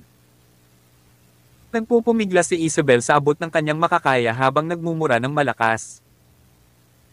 Pagkatapos noon, nakita niyang napilitan din ang kanyang ama na lumuhod sa tabi niya. Sa sandaling iyon, hindi niya mahanap sa kanyang sarili na magsalita. Natulala siya. Kabanata 1087. Si Jacob Yoder at ang kanyang anak na babae ay napilitang lumuhod sa lupa. Samantala, ang mga opisyal na iniutos ni Jacob na bigyan ng hirap ang Dorothy Alex Constructions, lahat ay tila nalungkot na parang nawala ng mga magulang. Ang insidente ngayon ay isang bigong operasyon na nauwi sa pananakit sa kanilang mga sarili. Sa bandang huli, hindi lamang ang kanilang mga trabaho ang nasa panganib ngunit maaari pa silang maparusahan. Magsimula na ang pagsubok. Sigaw ng isang security guard mula sa Dorothy Alex Construction sa tuwa. Bagamat humantong ito sa tawanan ng mga tao, marami rin ang naglabas ng kanilang mga telepono upang i-record ang kamanghamanghang eksena. Umupo si Alex sa isang director's chair habang nakatingin kay Jacob.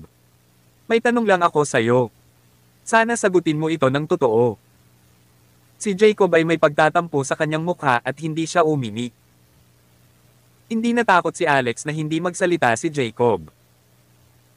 Isang taon na ang nakalilipas sa araw ng aking kasal kay Lady Dorothy Essex, ang aking ama, si William Rockefeller, ay naaksidente sa sasakyan at namatay.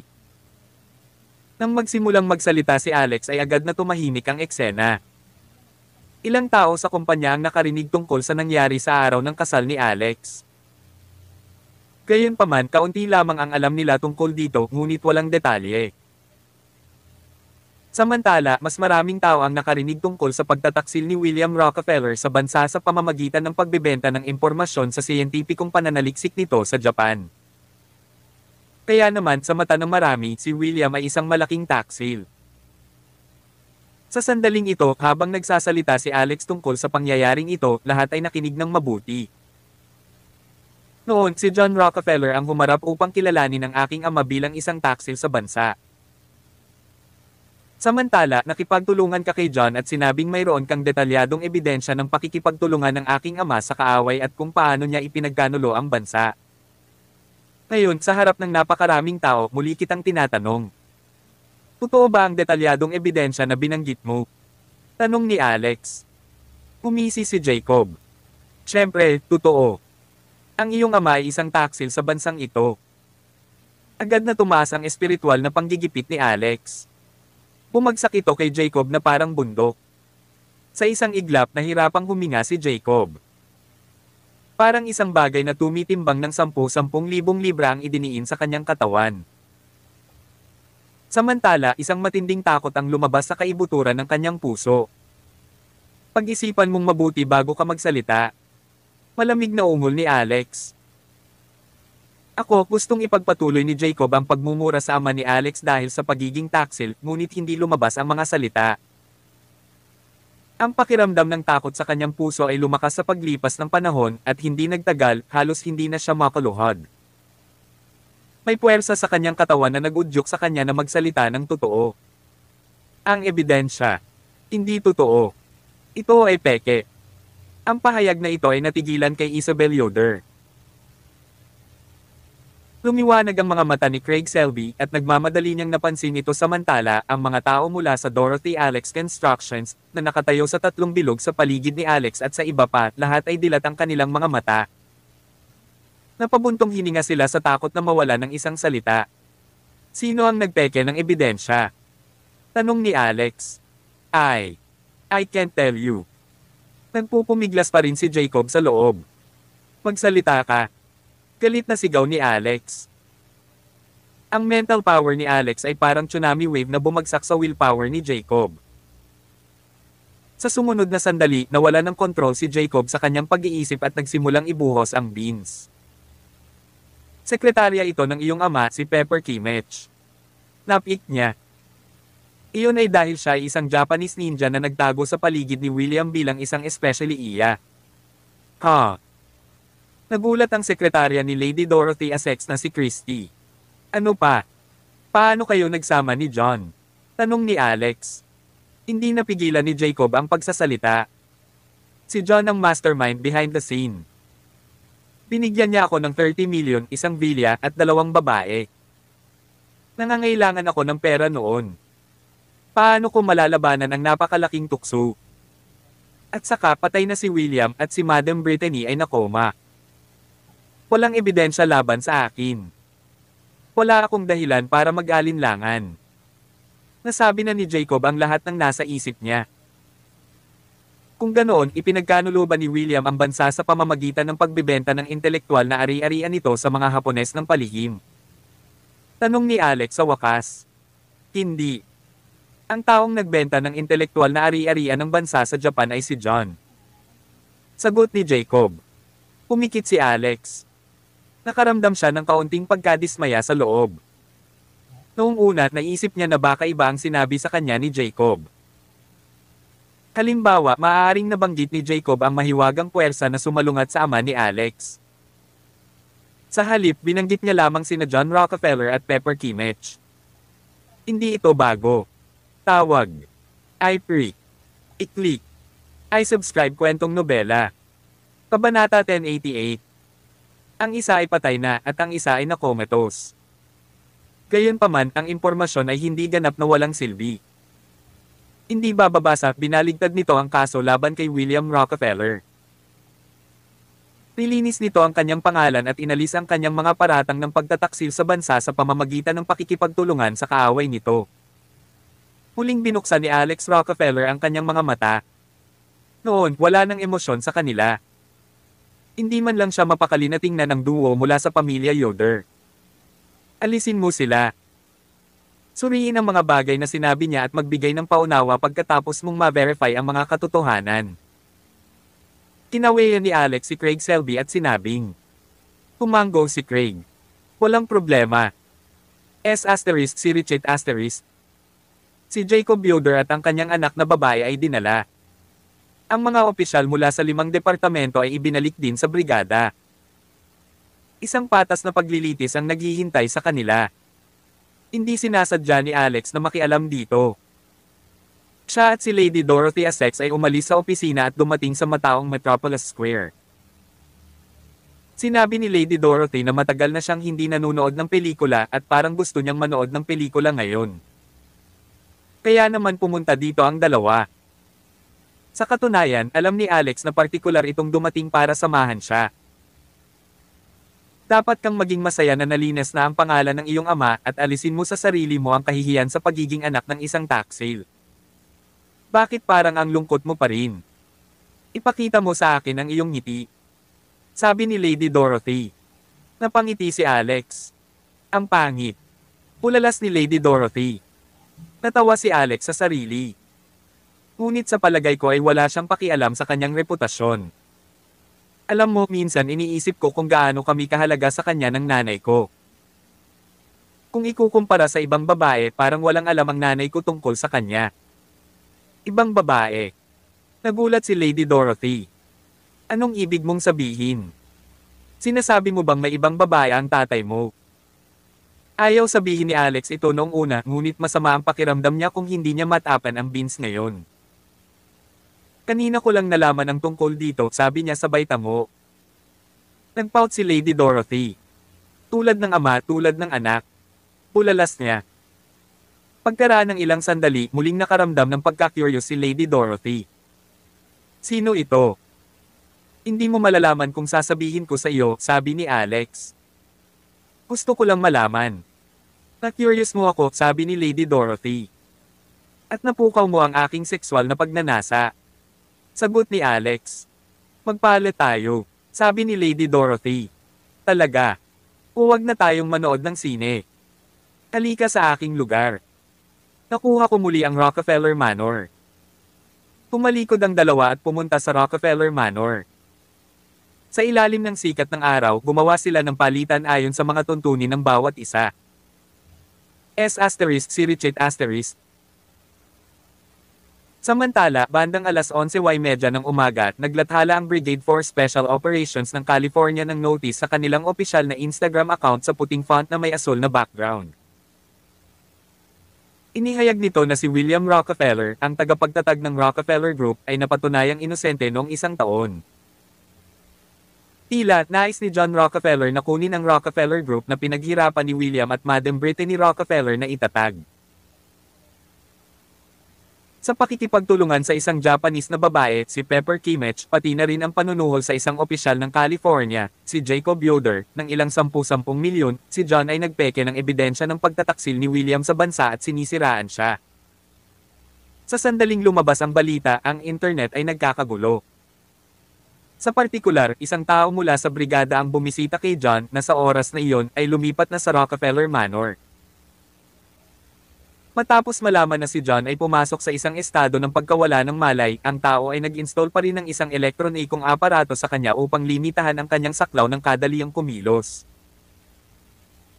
Si Olivia Banks, na legal na ikinasal na asawa ni John, ay dinala rin pabalik sa brigade para sa pagtatanong. Sa isang villa sa isang lugar sa California, ang lugar kung saan kasalukuyang tinitirhan nina Noah Rockefeller at Mariah Hamilton, si Paige Rockefeller ay biglang sumugod. Second brother, second sister-in-law, may nangyaring major. Nalantad na ang insidente ng pag-frame ng ikatlong kapatid kay William. Ngayon, ang ikatlong hipag ay kinuha ng mga tao mula sa brigada. Hindi pa namin alam kung pakakawalan siya. Baka hindi natin mapanatili ang Rockefeller Group. Nang marinig ito ni Noah at ng kanyang asawa, ang kanilang mga rice bowl ay bumagsak sa lupa ng may kalansing. Kabanata 1089. Siguradong maraming nalaman si Paige Rockefeller tungkol sa nangyari bago siya dumating. Ngayon, ibinahagi niya ang lahat sa mag-asawa. Narinig kong dinala ng anak ni Jacob ang 5 ahensyang nagpapatupad ng batas sa kumpanya ng dating asawa ni Alex para isara sila.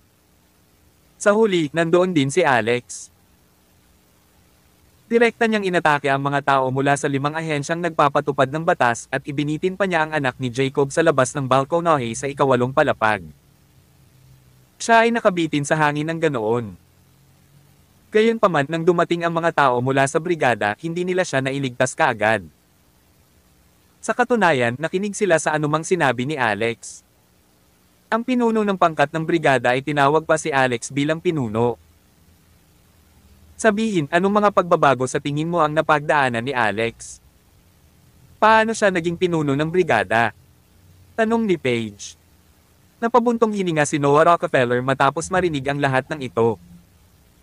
Noon nang pumanaw ang ating panganay na kapatid, hindi natin dapat hayaang si John ang pumalit sa Rockefeller Group. Ginawa natin ito sa ating sarili. Kung hindi, bakit magiging ganito ang pamilya ng Rockefeller? Anong kinalaman nito sa atin? Ang pagkuha sa Rockefeller Group ay ang lahat ng ginagawa ng iyong ama at John sa likod ng mga saradong pinto. Lahat kami ay itinago sa dilim. Kahit na ang mga bagay na tulad ni William na hindi biolohikal na anak ng iyong ama ay ipinahayag lamang sa amin ng maglaon. Kung sino man ang dapat sisihin, dapat ay ang iyong ama sa pagiging matako. Hindi man lang siya magpapakita ng kahit kay-titing na awa. Noong dumating si Alex na nanghihingi ng tulong, dapat ay ibinigay na natin sa kanya ang milyon na hiniling niya. Hindi siya magiging ganito ka-harsh sa amin noon, sabi ni Mariah Hamilton. Second sister-in-law, what's use of criticizing my father now? Patay na siya. Dapat bantayan mo ang ugali mo. Nagalit si Mariah. Bakit ako dapat? Mali ba ang sinabi ko? Kahit na ang isang taong nag-aalaga ng isang aso ay magkakaroon ng ilang damdamin para dito.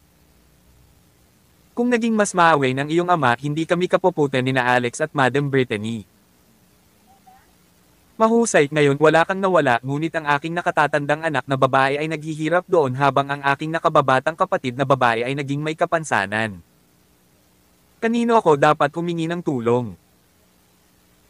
The way I see it, hindi titigil yung dalawa hanggat hindi namamatay ang bawat isa sa amin sa pamilyang Rockefeller, sabi ni Mariah.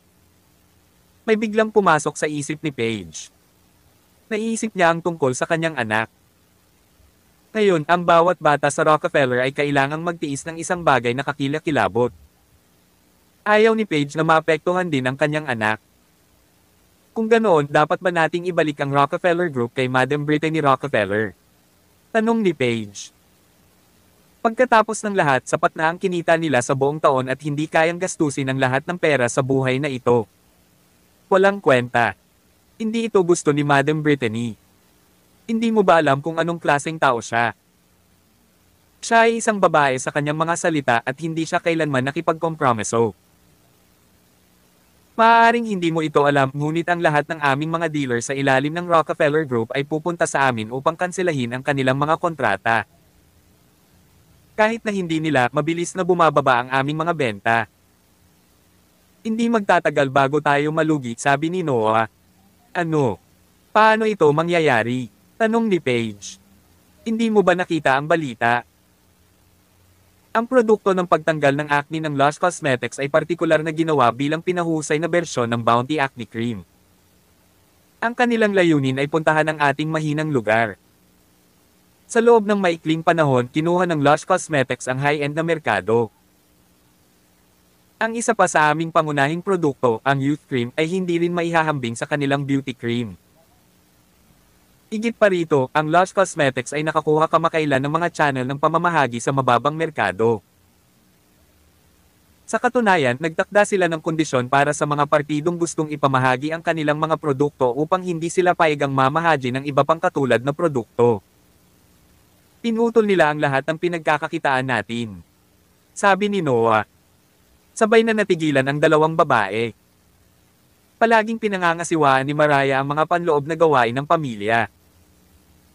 Si Paige, sa kabilang banda, ay alam lamang kung paano kumuha ng pera mula sa Rockefeller Group at wala ni Katie Ting na pangangalaga sa kumpanya. Paano niya nalaman ang tungkol sa isang seryosong sitwasyon?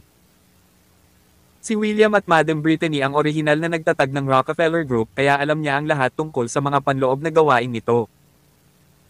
Marahil alam niya ang tungkol sa bawat solong channel ng pamamahagi sa ilalim ng kumpanya.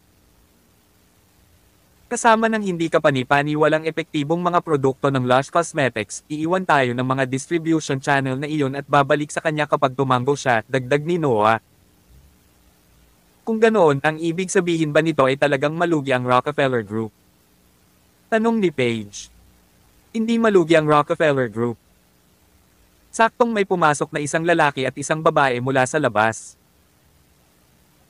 Sila ay walang iba kundi si Carol Rockefeller na umalis sa bahay ng maraming araw at ang young master ng witch doctor sect, si Levi Bayer. Hawak ni Carol ang isang maliit na bata sa kanyang mga bisig. Carol. Tumayo si Mariah at tumakbo papunta sa kanyang anak. Mom, bumalik na ako. Sabi ni Carol. Buti naman at nakabalik ka. Please, natigilan si Mariah. Ito ang apo mo, sabi ni Carol. Si Mariah ay may medyo kakaibang ekspresyon sa kanyang mukha. Kung tutuusin, biglang sumulpat ang apo na ito. Karaniwan, ang isang tao ay kailangang dumaan sa panahon ng pagbubuntis ng 10 buwan. Pero, 10 araw pang habang buntis si Carol. Ito ay tulad ng pagsakay sa isang rocket. Nang mapababa si Mariah at makita ang hitsura ng bata, agad itong napasigaw sa takot. Tawag. I-Pre. I-Click. I-Subscribe kwentong nobela. Kabanata 1090. Bumagsak si Mariel Hamilton sa lupa na may kabog. Bakas sa mukha niya ang takot na takot. Pagkatapos nito, nakita rin ni Noah Rockefeller at Paige Rockefeller ang hitsura ng bata. Pareho silang may kakaibang ekspresyon sa mukha. Para silang nakakita ng nakakatakot na halimaw. Hindi nagpapigil si Paige at itinuro ang nagmumulto na sanggol. Carol, joke ba ito? Di wala kang boyfriend, 1 buwan na ang nakalipas. Saan nanggaling ang batang ito? Napakapangit din. Sak, tingnan mo ang ngipin nito. Tao ba ito? Hindi ba ito isang halimaw? Nakipag-asawa ka ba sa isang unggoy o kung ano? Wow! Ang nakakatakot na sanggol sa kamay ni Carol Rockefeller ay biglang umiyak ng malakas. Pamatong ito sa katawan ni Paige at kinagat siya. Napasigaw si Paige sa sakit. Nakagat ang balikat niya. Matapos kagatin si Paige, tumanggi ang sanggol na pakawalan. Sa halip, sinimulan nitong sipsipin ang kanyang dugo ng buong lakas. Gayunpaman, makalipas ang ilang segundo, bumitaw ang sanggol. Tila lubos itong hindi nasisiyahan sa dugo ni Paige. Ibinuka nito ang bibig at bumulwak ang isang subo ng dugo sa mukha ni Paige.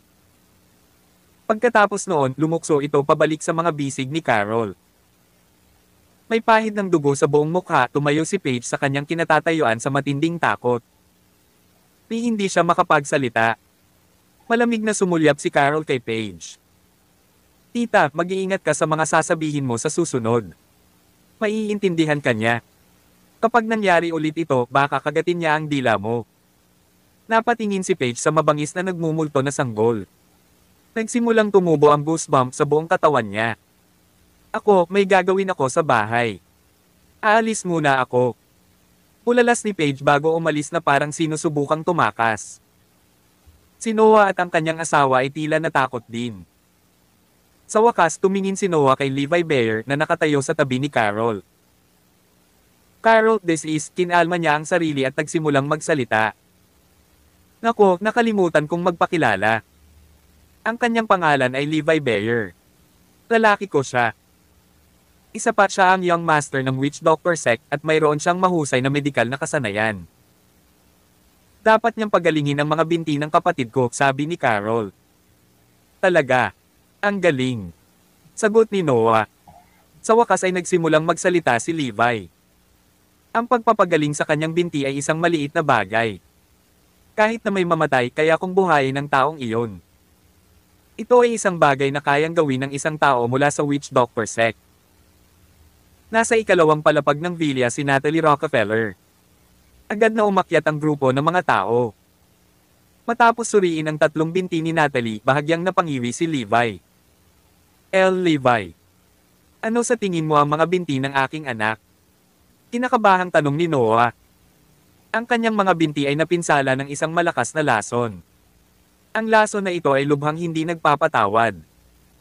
Nasira na nito ang kanyang mga ugat at nerbiyos. Imposibleng maibalik ang kanyang mga binti sa kanilang orihinal na estado, sabi ni Levi. Matapos sabihin niyo ni Levi, ang mga miyembro ng pamilya ng Rockefeller ay agad na nakaramdam ng pagkabigo. Napaluha pa si Natalie. Gayunpaman, nagpatuloy si Levi sa pagsasalita. Pero may paraan para maresolba ito. Maaari naming palitan ang iyong mga binti ng isang normal na babae. Will. Gagana ba ito? Siyempre. Maaari pa nating palitan ang mga puso at utak. Bakit hindi natin mapapalitan ang mga binti? Tanong ni Levi. Kung ganoon, gamitin mo ang akin, sabi ni Mariah na may mga ngiping nagngangalit. Nay, paano namin magagamit ang mga paa mo? I have someone suitable in mind, palihim na sabi ni Carol. Sino ito? Tanong ni Noah. Lady Beatrice Essex, hipag ni Alex. Pulalas ni Carol. Kabanata 1091. Pinunasan ni Natalie Rockefeller ang kanyang mga luha. Alam ko kung sino si Lady Beatrice. Siya ay isang sikat na babae sa University of California. Ngunit bakit siya handang iolay sa akin ang kanyang mga paa? Siyempre, hindi niya gagawin, ngunit hindi siya ang magpasya. Malamig na sabi ni Carol Rockefeller. Nagulat si Noah Rockefeller. Pinaplano mo bang agawin si Lady Beatrice at putulin ang kanyang mga binti sa pamamagitan ng puwersa? Tanong niya. Tama iyan. Hindi natin magagawa iyon. Agad namang sumingit si Noah. Hindi mo ba nakita ang announcement ng brigada kanina? Si Alex ay hindi isang taong maaari nating guluhin ngayon. Maging si Jacob ay nahulog sa kanyang mga kamay. Kung nalaman niyang pinutol namin ang mga binti ni Lady Beatrice, papatayin niya kaming lahat, dagdag ni Noah. Anong kinakatakutan mo? Hindi na ako tulad ng dati, sabi ni Carol. Dahil doon, bigla niyang sinuntok ang kanyang kamao sa kalapit na pader. Agad na lumitaw ang isang butas sa lugar kung saan nasuntok ni Carol ang makapal at pinalamutian na konkretong dingding. Kung hindi dahil sa mga bakal na bar sa loob, maaaring nasuksok niya talaga ito. Ang mga miyembro ng pamilyang Rockefeller ay lumitaw na tulala. Ate, naging martial artist ka na rin ba? Tanong ni Natalie. Oo, isa na akong Mr. Crank martial artist. Gayunpaman, hindi ko kailangang harapin si Alex ng personal. Nasa California ang apat na dakilang tagapaglingkod ni Young Master Beyer.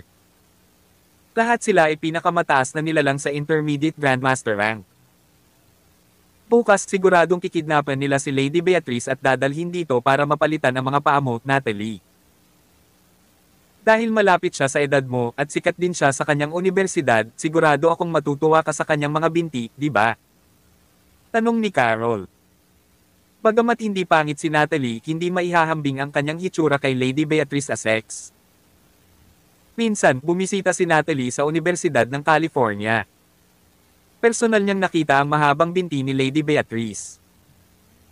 Noon, marami sa mga kaklase niyang lalaki ang natulala sa kagandahan ni Lady Beatrice. Samantala, ang mga binti ni Natalie ay medyo makapal at maikli at hindi sila maganda. Magiging mahusay kung si Natalie ay maaaring magkaroon ng mahabang binti ni Lady Beatrice. Nang maisip ito ni Natalie, masaya siyang napangiti. Kung mahihirapan ba si Lady Beatrice kung mawawala ang kanyang mga binti, hindi man lang sumagi sa isip ni Natalie ang pag-iisip. Sobrang sakit ang naidulot ni Alex sa aming pamilya at inalis pa niya ang titulong Immortal Doctor ni Young Master Beyer. Pagsisisihan ko siya. Tatay, nanay, hindi mo kailangang mag-alala tungkol sa Rockefeller Group.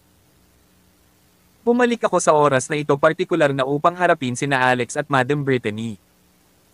Hindi babagsak ang Rockefeller Group. Sa kabaligtaran, papalitan ko ang Lush Cosmetics. Masyadong madali para kay Alex kung papatayin ko siya ng direkta. Gusto kong pahirapan ang lahat ng kanyang pinapahalagahan hanggang sa mamatay sila at ipaalam sa kanya kung ano ang pakiramdam ng pagdurusa sa isang buhay na impyerno. Ang B** na iyon, Madam Brittany, ay nasa Michigan ngayon. Medyo malayo ito. Magsisimula tayo sa pamilyang Essex. Bukas kikidnapin muna namin si Lady Beatrice. Pagkatapos nito, kikidnapin din natin si Lady Dorothy. Young Master Beyer, ang dalawang kapatid na ito ay parehong magagandang babae. Pagdating ng panahon, makakasama mo sila sa lahat ng gusto mo. Sabi ni Carol. Tumawa si Levi Beyer. Samantala, may mga kakaibang ekspresyon sa mga mukha ni Noah at Mariah Hamilton. Si Richard *. Ang anunsyo ng brigada ay nakakuha pa rin ng maraming atensyon. Gayunpaman, sina Alex Rockefeller at Lady Dorothy Essex ay nakikipagtalik pa rin sa loob ng Essex Manor. Nagpahinga lang sila sandali nang tawagan sila ni Madam Brittany Rockefeller. Nakita ni Madam Brittany ang anunsyo. Ngayon, napakagaan ang pakiramdam niya mula sa kaibuturan ng kanyang puso na sa wakas ay nalinas na ang pangalan ng kanyang namatay na asawa. Matapos ang ilang sandali na pag-usapan ang bagay na ito kay Alex, napabuntong hininga siya. Ilang araw na ang death anniversary ng tatay mo. Babalik ako sa California bukas. Sabay nating bisitahin siya sa sementeryo. Sabi ni Madam Brittany. Nakaramdam ng kirot si Alex. Ang mga abo na inilagay sa sementeryo na iyon ay mga abo lamang ng isang matandang baboy. Ano ang ibig sabihin kung iginagalang nila ito? Gayunpaman, hindi masabi ni Alex sa kanyang ina ang tungkol dito. Ayaw niyang malaman nito na si William Rockefeller ay hindi papatay sa takot na ang nag-aalalang babae ay maaaring maging sanhi ng isang bagay na hindi mahuhulaan na mangyari. Kaya naman, hindi man lang sinabi ni Alex sa kanya ang tungkol sa pagkakaroon ni Tita Rockefeller. Sige, ayos. Sabi ni Alex. Si Richard *. Weekend noon ng sumunod na araw. Kinaumagahan, bumangon si Noah sa kama. Halos hindi siya nakatulog buong gabi dahil masyadong maingay ang kanyang anak na si Carol sa kanyang silid. Tunog iyon ng pagtatalik nila ni Young Master Beyer. Tawag. I-click. I-click. I-subscribe kwentong nobela. Kabanata 1092. Inalagaan ni Noah Rockefeller ang kanyang anak na babae, si Carol Rockefeller, sa loob ng mahigit 20 taon. Hindi niya alam na may ganoon pala itong wild side. Noon, kasama ni Seamus Owen. Ngayon, ito ay kay Levi Beyer. Kapag nagsimula na sila sa sex, wala na talagang katapusan. Anyway, nag-init ang buong katawan ni Noah nang marinig niya ang mga ito. Kahit na pagkatapos makipagtalik kay Mariah Hamilton, hindi pa rin mapakalma ni Noah ang sarili. Sa katunayan, naroon sina Carol at Levi buong gabi. Ganyan ba talaga kalakas ang stamina ng mga martial artist? Tanong ni Noah.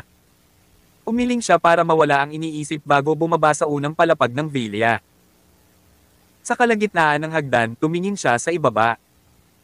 Kagad, isang malamig na alon ng enerhiya ang dumaloy sa kanyang utak. Nakita niya ang apat na itim na kabaong na maayos na nakalagay sa sala. Si Noah ay parang nakakita ng multo at muntik na siyang gamulong pababa ng hagdan. Hindi niya napigilan ang sarili na sumigaw. Maraya, bilisan mo at pumunta dito. Nakakita ako ng multo. Sigaw niya sa taas ng kanyang baga. Pagkatapos noon, nagsimulang gumawa ng gurgling ang apat na panel sa kabaong. Sa totoo lang, unti-unti na silang binubuksan. Oh my God! Ano ito? Halos matakot na sila, ang kanilang mga katawan ay nanginginig ng hindi mapigilan. Sa sandaling iyon, lumitaw si Levi sa likuran nila ng walang ingay. Huwag kang matakot, sinabi niya. Sa huli, ang boses na biglang nanggaling sa likuran ni Noah at Maraya ang naging dahilan upang magkasabay na tumili ang dalawa. Clumsily, nadapa sila sa hagdanen. Nagkataon na may ilang ulo na lumabas sa mga kabaong noon. Nang makita ng mag-asawa ang mga ulo, agad silang nagalit. Makalipas ang 10 minuto, tumayo sina Carol at Levi sa harap ni Noah at Maraya. Sa likod ni Levi, nakatayo ang apat na lalaking mapatla ang mukha na nakasuot ng damit panglibing. Para silang mga nasa katanghaliang gulang na mga zombie kaysa sa mga tao. Tatay, nanay, huwag kang matakot. Silang apat ay mga subordinate ni Young Master Bear. Tinatawag silang apat na dakilang lingkod ng aswang. Ito ang apat na pinakamataas na eksperto na binanggit ko kahapon. Kung mababawi o hindi ang mga binti ng aking kapatid na babae ay depende kung maibabalik ng mga multo ang mga binti ni Lady Beatrice, sabi ni Carol.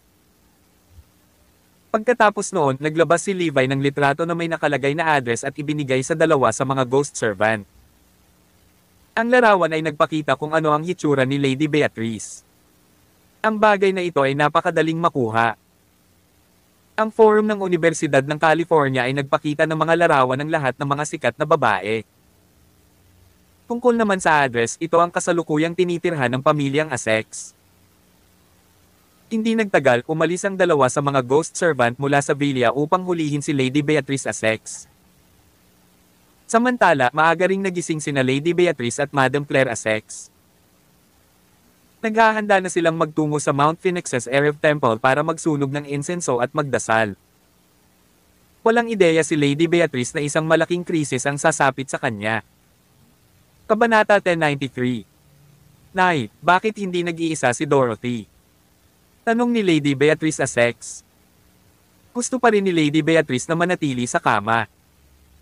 Matapos hilahin ni Madam Claire Essex mula sa kama, si Lady Beatrice ay nasa isang hindi kasiyasyang mode. Magsusunog sana sila ng insenso at magdadasal dahil nalaman na ni Madam Claire ang nangyari sa Dorothy Alex Constructions noong nakaraang araw. Ang kumpanya ay muntik nang magsara at si Madam Claire ay natakot kaya hindi siya makatulog buong gabi. Kung talagang pinasara ang kumpanya, ano ang mabubuhay ng kanilang pamilya? Kaya naman, nagpasya si Madam Claire na magsunog ng insenso sa Erev Temple. Ang iyong kapatid na babae ay namamahala sa isang malaking kumpanya. Paano siya makakaalis? Sabi ni Madam Claire. Puntong hininga. Bilisan mo ha. Ano ang nagpapatagal sa iyo? Nahulog ka ba sa toilet bowl? Tanong ni Madam Claire. Narito ang aking regla at inilalagay ko ang aking sanitary pad. Gusto mo bang gawin ito para sa akin? Tanong ni Lady Beatrice. Kung gusto mong ilagay ko ang iyong pad para sa iyo, gusto mo bang magpakasal din ako sa ngalan mo? Tanong ni Madam Claire bilang ganti. Oo naman, Nay. Sa tingin ko nagsisimula ka ng maghangad ng mga lalaki ngayon. Wala akong pakialam. Bilisan mo at magpakasal sa ngalan ko. Magkaroon ka rin ng anak para sa akin habang nandoon ka, sabi ni Lady Beatrice. Baliw ka. Bulalas ni Madam Claire. Nagpatuloy ang pagtatalo ng dalawa hanggang sa wakas, inihanda na nila ang lahat, sumakay sa kotse at lumabas ng bahay. Paglabas pa lang nila ng pinto sakay ng bago nilang Mercedes-Benz nabangga nila ang dalawang lalaking nakasuot ng itim na damit. Matapos silang makita, natuklasan ni Lady Beatrice na ang dalawang lalaki sa tabi ng kalsada ay direktang nakatingin sa kanya. Parehong kakaiba ang mga ekspresyon ng mukha at titig nila. Medyo nakakatakot. Sa kabila ng mainit na panahon, nakaramdam pa rin siya ng panginginig sa kanyang bulugod. Nay, bakit kakaiba itong 2 taong ito? Nakakatakot ang mga mata nila, sabi ni Lady Beatrice. Napansin din sila ni Madam Claire at nagsimula siyang mag-rant. Ito ay madaling araw pa at ito ay dapat na isang fortuitous time. Hindi ko alam kung saan nanggaling ang 2 tanga. Para silang mga bathala at parang nakasuot ng damit panglibing. Dapat mga baliw itong 2 ito, she said. Samantala, may nakita pa si Lady Beatrice na mas nakakatakot. May itim na kabaong sa likod ng 2 lalaking iyon. Nay, iyon. Kabaong iyon, tama ba? May namatay ba sa kapitbahay? Tanong ni Lady Beatrice. Nang matamaan ito ng tingin ni Madam Claire ay lalo siyang nagalit. Ito ang pangunahing pasukan ng kanyang personal na bilya. Bakit nandito ang mga taong ito na may dalang kabaong? Agad na nagalit si Madam Claire. Inihinto niya ang kotse bago ibinaba ang electronic car window. May sakit ba kayong 2? Bakit ka naglagay ng kabaong sa harap ng bahay namin? Bilisin mo at kunin mo. Sigaw niya. Ang 2 lalaking iyon ay syempre 2 sa mga multo ni Levi Bayer. Nang sigawan sila ni Madam Claire, hindi nagbago ang ekspresyon ng mukha nila. Ang mapatla nilang mukha ay tila pag-aari ng mga zombie na hindi nabubulok kahit na matapos ang 1,000 taon. May mga dim, berdeng ilaw pa nga sa kanilang mga mata. Nakalok ang mga tingin nila kay Lady Beatrice. Kanina, hindi sila makakita ng malinaw sa bintana ng sasakyan. Ngayong ibinaba na ni Madam Claire ang bintana, kitang-kita na nila siya. Nagkatinginan ang mga ghost servant at tumanggo. Nang makita ni Madame Claire na hindi nila binubuhat ang kabaong at tuluyan na itong hindi pinapansin, mas lalo itong nagalit. Tinanggal niya ang kanyang seatbelt at tumakbo pababa para ituro ng daliri ang ilong ng isa sa kanila. Hindi mo ba ako narinig? Bingi ka ba? Ilayo ang kabaong ngayon din.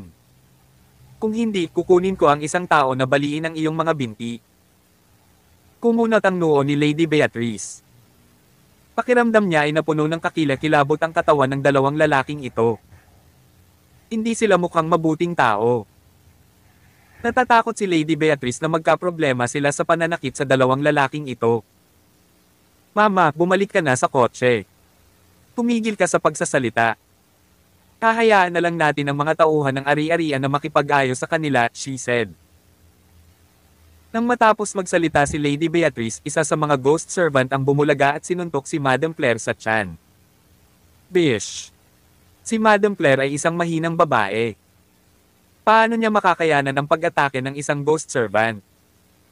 Agad siyang pinalipad at ang kanyang katawan ay tumama sa pintuan ng Benz ng napakalakas. Thief! Nag-vibrate ang katawan ni Madam Claire at agad siyang bumulwak ng isang subo ng dugo. Parang umikot ang mga organ niya sa katawan niya. Sumakit ang tiyan niya na hindi man lang makapagsalita limplay, bumagsak siya sa lupa. Kung isinuot ni Madam Claire ang perlas na kwintas na ibinigay sa kanya ni William Rockefeller, hindi niya ito matitiis. Gayunpaman, magsusunog siya ng insenso at magdarasal ngayon. Dahil pakiramdam niya na ang pagsusuot ng mga alahas na may mga perlas ay magpapakita sa kanya na hindi sinsero, tinanggal niya ang kwintas sa umaga.